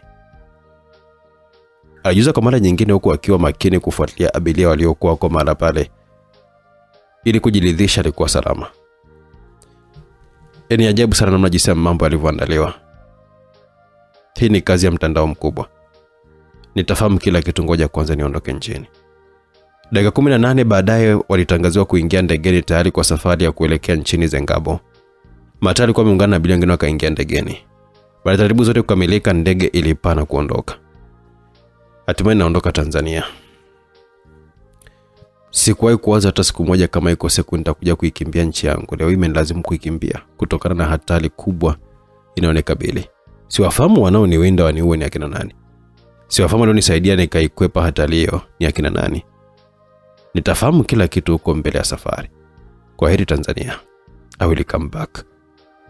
Aliwaza Mathayo amechukua jarida lilikuwa linaelezea hoteli na vivutio mbalimbali vinavyopatikana nchini Zengabo. Akaanza kulipitia. Natakiwa kutafuta hoteli ya kufikia. Aliwaza kaendelea kupitia hoteli mbalimbali zilizoorodheshwa katika jarida lile.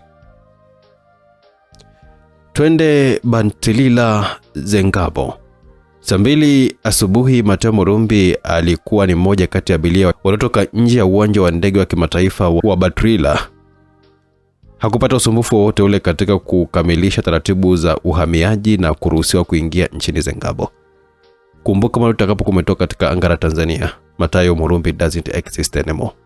Akamaanisha kwamba Mathayo Murumbi hayuko katika dunia. Yule ni Bruno Edmonds. Jambo jingine muhimu, mara tu utakapokanyaga ardhi ya Zengabo, yule be on your own. Yaani kama utakapofika Zengabo, maisha yatakuwa juu yako. Sauti kutoka katika ile miwani ikajirudia kichwani mwake. I'm on my own now. Akimaanisha kwamba niko mwenyewe tu sasa hivi. Ni mara ya kwanza ukanyaga ardhi hapa na hakuna mtu yote ambaye ananifahamu hapa. Aliwaza huko akiwa anaangaza, akiangaza kila sehemu. Taxi ilirudi sauti nyuma ya Mathayo ambaye alikuwa amekutana na mzee mmoja wa makamo. Karibu ndugu, unahitaji huduma ya taxi? Akauliza yule mzee akitumia lugha ya Kiingereza. Ndio, karibu. Mathayo alikuwa amemfuata yule mzee hadi katika taxi, akafunguliwa mlango akaingia. Nikupeleke wapi? Nipeleke Samona Hotel. Sawa. Dereva kawasha gari wakaondoka pale uwanjani. Ni nchi 5 tu ambazo sijazitembelea barani Afrika na mojawapo ni hii. Kwani wale jamaa walionitorosha Tanzania walitaka nije kujificha hapa? Kwani walidhani kwamba hapa ni mahali salama zaidi kwa mimi kuja kujificha? Nitafahamu yote baada ya kutulia. Aliwaza Mathayo kama endelea kushuhudia mandhari nzuri ya jiji la Bantilila. Walipita katika barabara nzuri iliyokuwa kando ya bahari. Walitoka katika barabara hiyo na kuingia katika barabara nyingine. Wakati wakiendelea na safari, simu ya dereva ikaita. Aligeuka kumtazama Mathayo. "Samahani ndugu, naomba nipokee simu ya muhimu sana." "Hakuna tatizo." Dereva kapokea simu akaanza kuzungumza na aliyempigia kwa kutumia lugha ambayo Mathayo hakuifahamu. Sauti dereva ikaendelea kuongezeka na ilionekana kama vile alikuwa akilumbana na mtu katika simu. Ghafla alikata simu kwa hasira kairusha pembeni. "Samahani sana ndugu," alisema dereva. "Usijali, tatizo la kifamilia?" Mathayo akamuuliza. "Wanaweka na matatizo sana. Yaani kuna mwanamke niliachana naye, ana mtoto wangu mmoja, basi imekuwa ni kama vile ananikomoa yani." Anataka nimpeleke mtoto shule kali kweli kweli, haiendani kabisa na kipato changu. Nimemkatalia asipeleke mtoto katika shule hiyo, lakini bado anaendelea kusisitiza tu kwamba lazima mtoto akasome katika shule hiyo. Amenipigia simu anataka nimpe hela ili akachukue fomu za kujiunga na hiyo shule. Hilo ndilo ambalo tulilokuwa tunalumbana hapa. Hakuna lazima kulazimisha mtoto asome katika shule gali wakati zipo shule za umma anaweza kusoma na kupata elimu nzuri. Hata mimi nimwambia hilo, lakini anashindwa kabisa kuwa muelewa yani. Anang'ania lazima mtoto akasome katika shule hiyo. Sababu huku eti mahali wanapoishi karibu watoto wote wanasoma katika shule ya kulipia, wakichukuliwa na magari asubuhi. Na hiyo sio sababu ya msingi sana. Hata hivyo swala hili linazungumzika. Jitahidi upate nafasi umueleweshe na mimi nitakuelewa tu. Nimejitahidi sana ndugu yangu. Nimejitahidi kumuelewesha, lakini wapi? Hajanielewa. Nashindwa hata nifanye nini. Ananiumiza kichwa sana yule mwanamke. Ninajuta kwa lili za naye. Pole sana. Asante sana ndugu yangu. Alisema dereva na kimya kikatanda. Naitwa Brian. Alisema dereva wako kanafungua drawer ya gari akatoa kadi ya biashara akampatia Matayo. Muda wote ukihitaji huduma ya usafiri utanipigia. Nitafurahi kuwa dereva wako muda utakao kuwa hapa Batrila. Asante sana Brian. Mimi naitwa Bruno. Brian alikuwa ametoa kicheko kidogo. Kumbe majina yetu yalikaribiana kufanana. Karibu sana Batrila. Mimi ni mwenyeji sana hapa. Nimezaliwa hapa, nimesoma hapa, nimekulia hapa, na hata huyo mwanamke pasua kichwa nani nilimpata hapa. Ninaifahamu kila kona ile jiji. Kitu chochote kile utakachohitaji kwangu ni rahisi sana kukipata. Ninafahamika sana hapa mjini. Nimeanza kazi ya taxi kwa takriban miaka 20 sasa. Miaka 20 katika kazi moja ni muda mrefu sana. Ni muda mrefu, na ndio maana nakwambia hivi. Ninafahamu kila kona ile jiji. Asante sana Brian. Utakuwa dereva wangu. Nitakutumia katika safari zangu zote nitakapokuwa hapa. Na mimi nashukuru sana Bruno. Safari kaendelea kizungumza mambo mbalimbali hadi walipofika Samona Hotel. Mataka mlipa Brian pesa na change iliyobaki kumtaka hifadhi. Brian, nashukuru sana. Nitakupigia simu kila pale nitakapokuwa nahitaji huduma ya usafiri, alisema Matayo. Akashuka akaanza kupiga hatua kuelekea hotelini. Mapokezi alikuwa amewakuta wahudumu wakichangamfu kuelekea alikuwa amemhudumia kwa uchangamfu mkubwa. Alichagua chumba kilicho ghorofa ya 5 ambacho kingemwezesha kuweza kulitazama vizuri jiji la Batrila. Alipelekwa katika chumba chake, kilikuwa ni chumba kikubwa na kizuri. Baada ya wahudumu kuondoka, alikikagua kile chumba akahakikisha usalama wake, alafu akaingia bafuni akaoga na kurejea chumbani. Sasa anajipumzisha kidogo. Aliwaza, akapanda kitandani akajilaza. Twende Dar es Salaam, Tanzania. Kama ilivyo kawaida yake, Ruby aliamka mapema sana akaelekea katika chumba cha mazoezi. Wakati akiendelea na mazoezi ya kuweka mwili wake sawa, simu yake iliita akasimamisha mazoezi. Mpigaji alikuwa ni Gosugosu. Gosugosu, nipe habari za huko. Ruby, nimefika hapa shambani kwa Matayo. Ile nyumba yake imeteketea kabisa kwa moto pamoja na ile nyumba ya mwangalizi. Polisi wako hapa.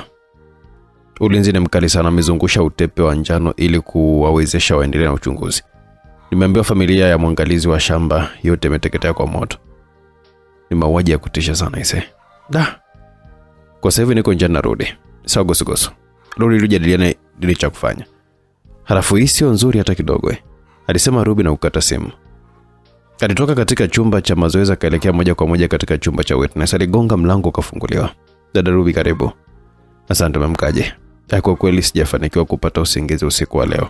Nimekesha nikiwa nawaza kuhusu yale matukio na nikimwazia kuhusu Matayo Mulumbi pia.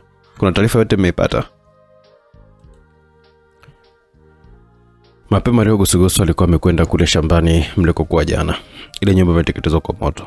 Nyumba mwangalizi wa shamba nayo imeteketezwa kwa moto. Familia yote ya mwangalizi wa shamba imeteketea. Witness alikuwa ameshtuka akaweka mikono kichwani. Ni wazi kabisa walivyo jana walikuwa na mpango wa kuwateketeza. Kama sio Matayo kushtuka mapema msingekuwa nasi leo hii. Nimeogopa sana. Usiogope, uko salama. Jambo Mungu asendelea kukaa humu ndani. Usitoke nje hapa. Vipi kuhusu Matayo? Mmefanikiwa kujua mara alipo? Bado hatujajua alipo. Tunaendelea jitahada kumtafuta. Nina hofu sana dada. Usihofu. Jiandae tupate kifungua kinywa. Sawa dada. Ruby alikuwa amefungua mlango akatoka kaelekea chumbani kwake. Nini kinaendelea? Nani hao ambao wanamtafuta Matayo? Aliwaza Ruby. Saa 5 asubuhi kamanda wa polisi kanda Marume Dar es Salaam alikutana na waandishi wa habari ofisini kwake. Ndugu waandishi wa habari, nianze kwa kuwashukuru kwa kufika kwenu hapa, alisema Leonardo Simba, kamanda wa polisi kanda maalum ya Dar es Salaam. Tumewaiteni hapa ili kupitia kwenu wananchi wapate taarifa muhimu na waweze kusaidia jeshi la polisi. Alinyamaza tena. Jeshi la polisi linamsaka mtu anaitwa Mateo Mulumbi. Huyu ni mmiliki wa Mulumbi Group of Companies. Hii ni kampuni kubwa yenye makampuni kadhaa ndani yake. Alinyamaza na kuwatizama waandishi wa habari waliokuwa kimya wakimsikiliza. Jeshi la polisi linamsaka Mateo Mulumbi kwa tuhuma kadhaa ikiwemo ubakaji na mauaji. Huyu jamaa amekuwa akiwarubuni watoto wa shule za msingi na sekondari kwa zawadi ndogo ndogo na pesa, kisha kuwachukua katika gari lake na kuwapeleka katika nyumba iliyo shambani kwake. Akifika huko shambani, hutolea bastora na kutishia kuwaua na kisha kuwabaka watoto wao. Baada ya kumaliza kitendo hicho kichafu, huwapa watoto wao fedha kidogo na kuwatishia kama wakifungua mdomo na kusema kuhusu kitendo kile atawaua. Ameendelea na mchezo huo kwa muda mrefu sasa. Baadhi ya wanafunzi wa sekondari amewanunulia hadi simu kwa ajili ya kurahisisha mawasiliano nao. Pale anapokuwa na uhitaji wapigia simu na kuwataka wakutane naye, wakaenda katika hiyo nyumba yake iliyo shambani, akafanya nao mapenzi na kuwapa fedha kidogo.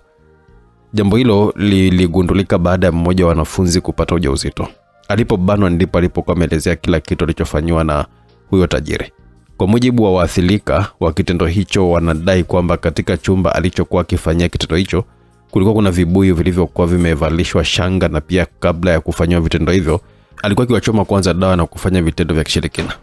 Baada ya kugundua kama anatafuta jeshi la polisi, usiku wa leo aliteketeza kwa moto nyumba aliyokuwa akiitumia kufanyia vitendo hivyo ili kupoteza ushahidi. Hakuishia kuteketeza nyumba yake peke yake, bali akachoma pia nyumba ya mwangalizi wa shamba lake na kumwangamiza mwangalizi huyo yeye na familia yake. Mwangalizi wa shamba lake alikuwa ni shahidi muhimu sana, ndiye aliyekuwa akishuhudia kila kilichokuwa kinaendelea shambani hapo. Hiki ni kitendo cha kikatili sana na kisichokubalika. Alinyamaza kwa watizama waandishi wa habari. Baada ya kufanya tukio la kuteketeza nyumba hiyo na kuua familia nzima ya mwangalizi wa shamba lake, Mateo Mulumbi ametoweka. Jeshi la polisi linaendelea kumtafuta.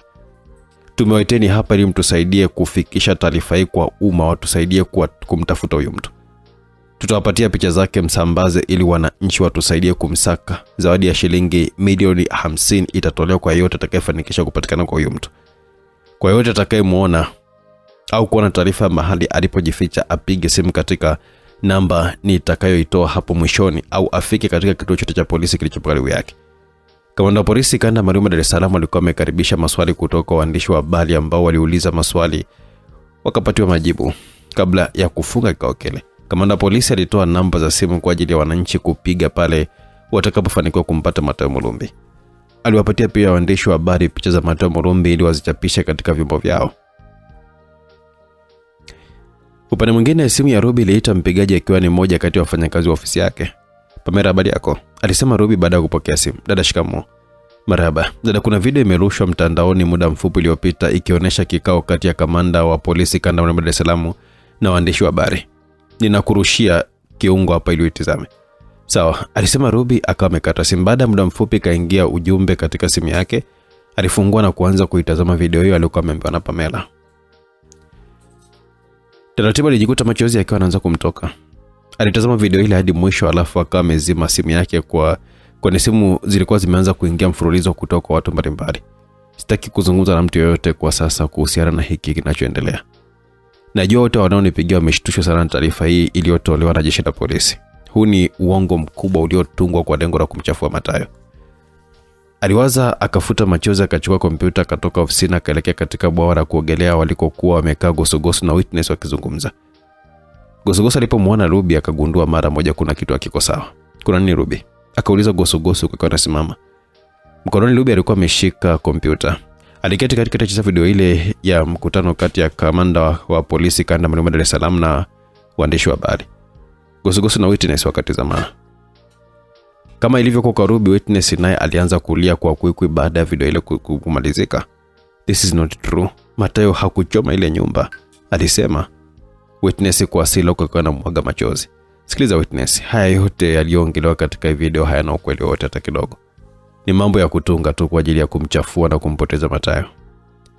Kila mtu anayemfahamu Mateo Mulumbi hawezi kukubaliana na hiki kilichosemwa na kamanda wa polisi kanda maalum ya Dar es Salaam. Mateo ni mtu muungwana sana, mtu mwenye huruma, asiyekubali kuona mtakiwa anaonewa wala kudhalilishwa. Mathayo hawezi kufanya kitendo cha ubakaji, achilia mbali kubaka wanafunzi. Kingine kilichosemwa ni kwamba Mathayo amefanya kitendo hicho eti kwa sababu ya kushirikina. Mathayo haamini katika ushirikina. Ni mtu anayemtegemea Mungu siku zote.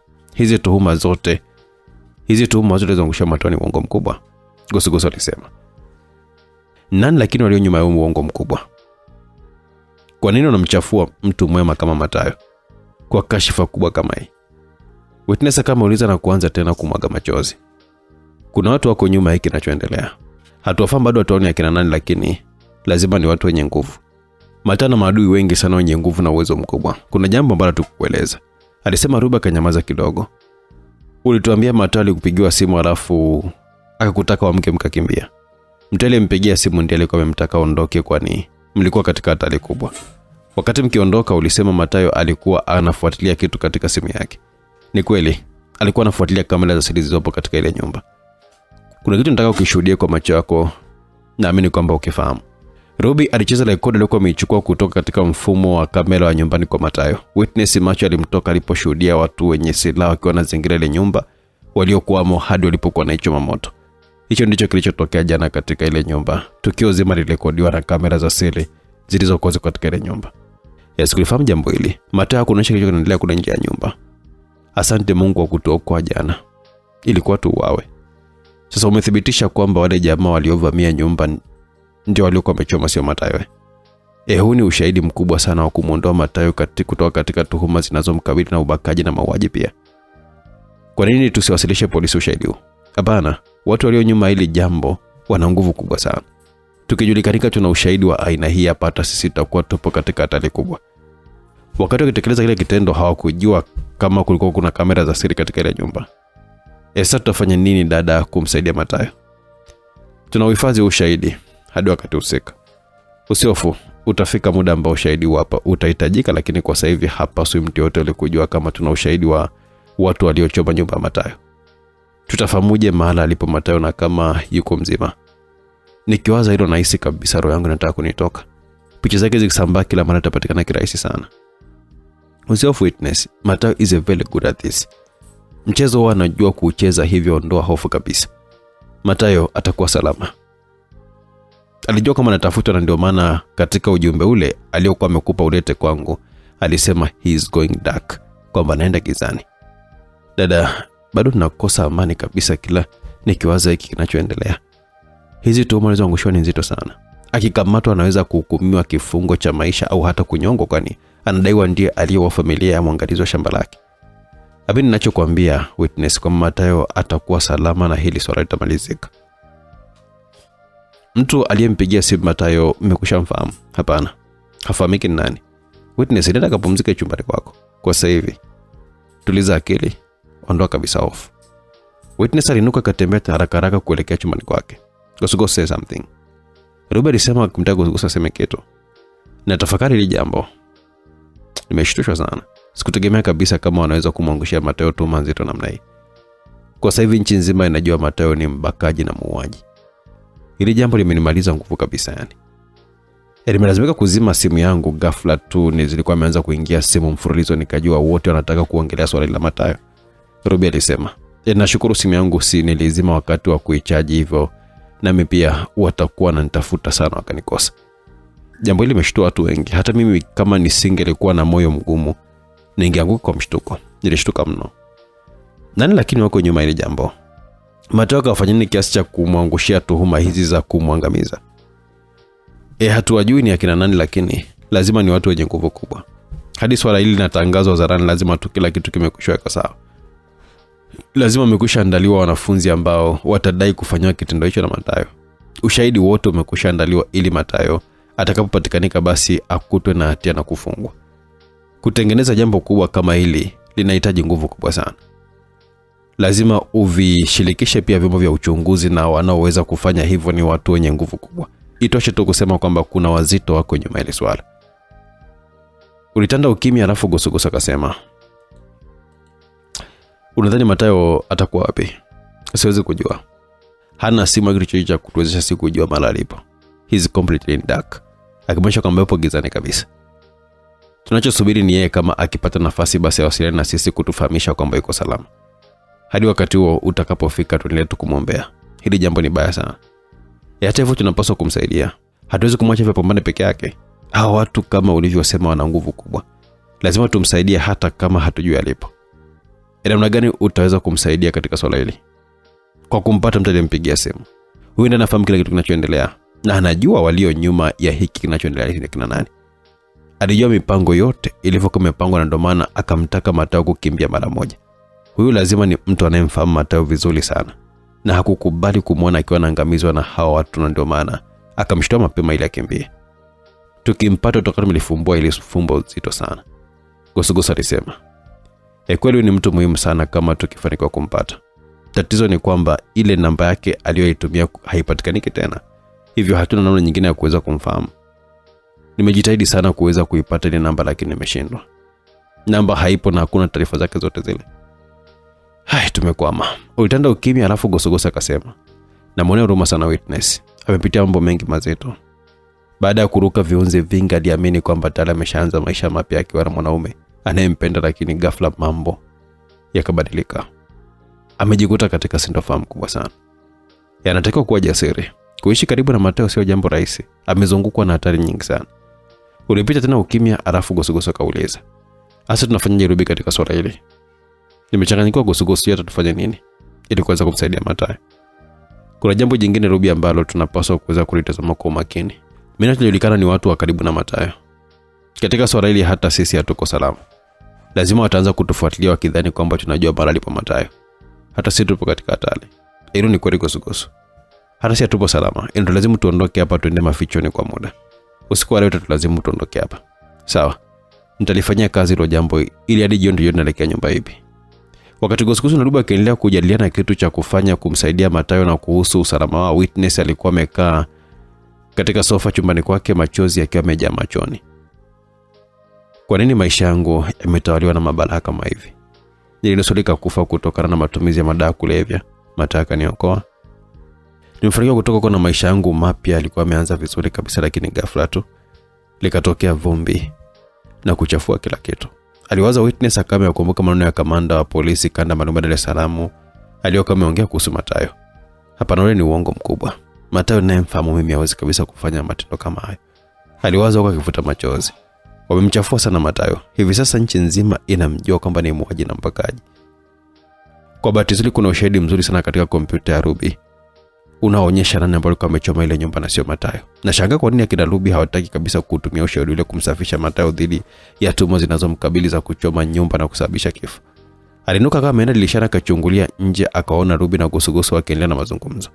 Na washangaa sana hao wanaojiita ndugu za Mathayo. Kwa nini sawa wanaishi kuguswa kabisa na hiki kinachoendelea kwa Mathayo? Kama kweli Mathayo ni ndugu yao, walipaswa kumsafisha dhidi ya tuhuma zinazomkabili.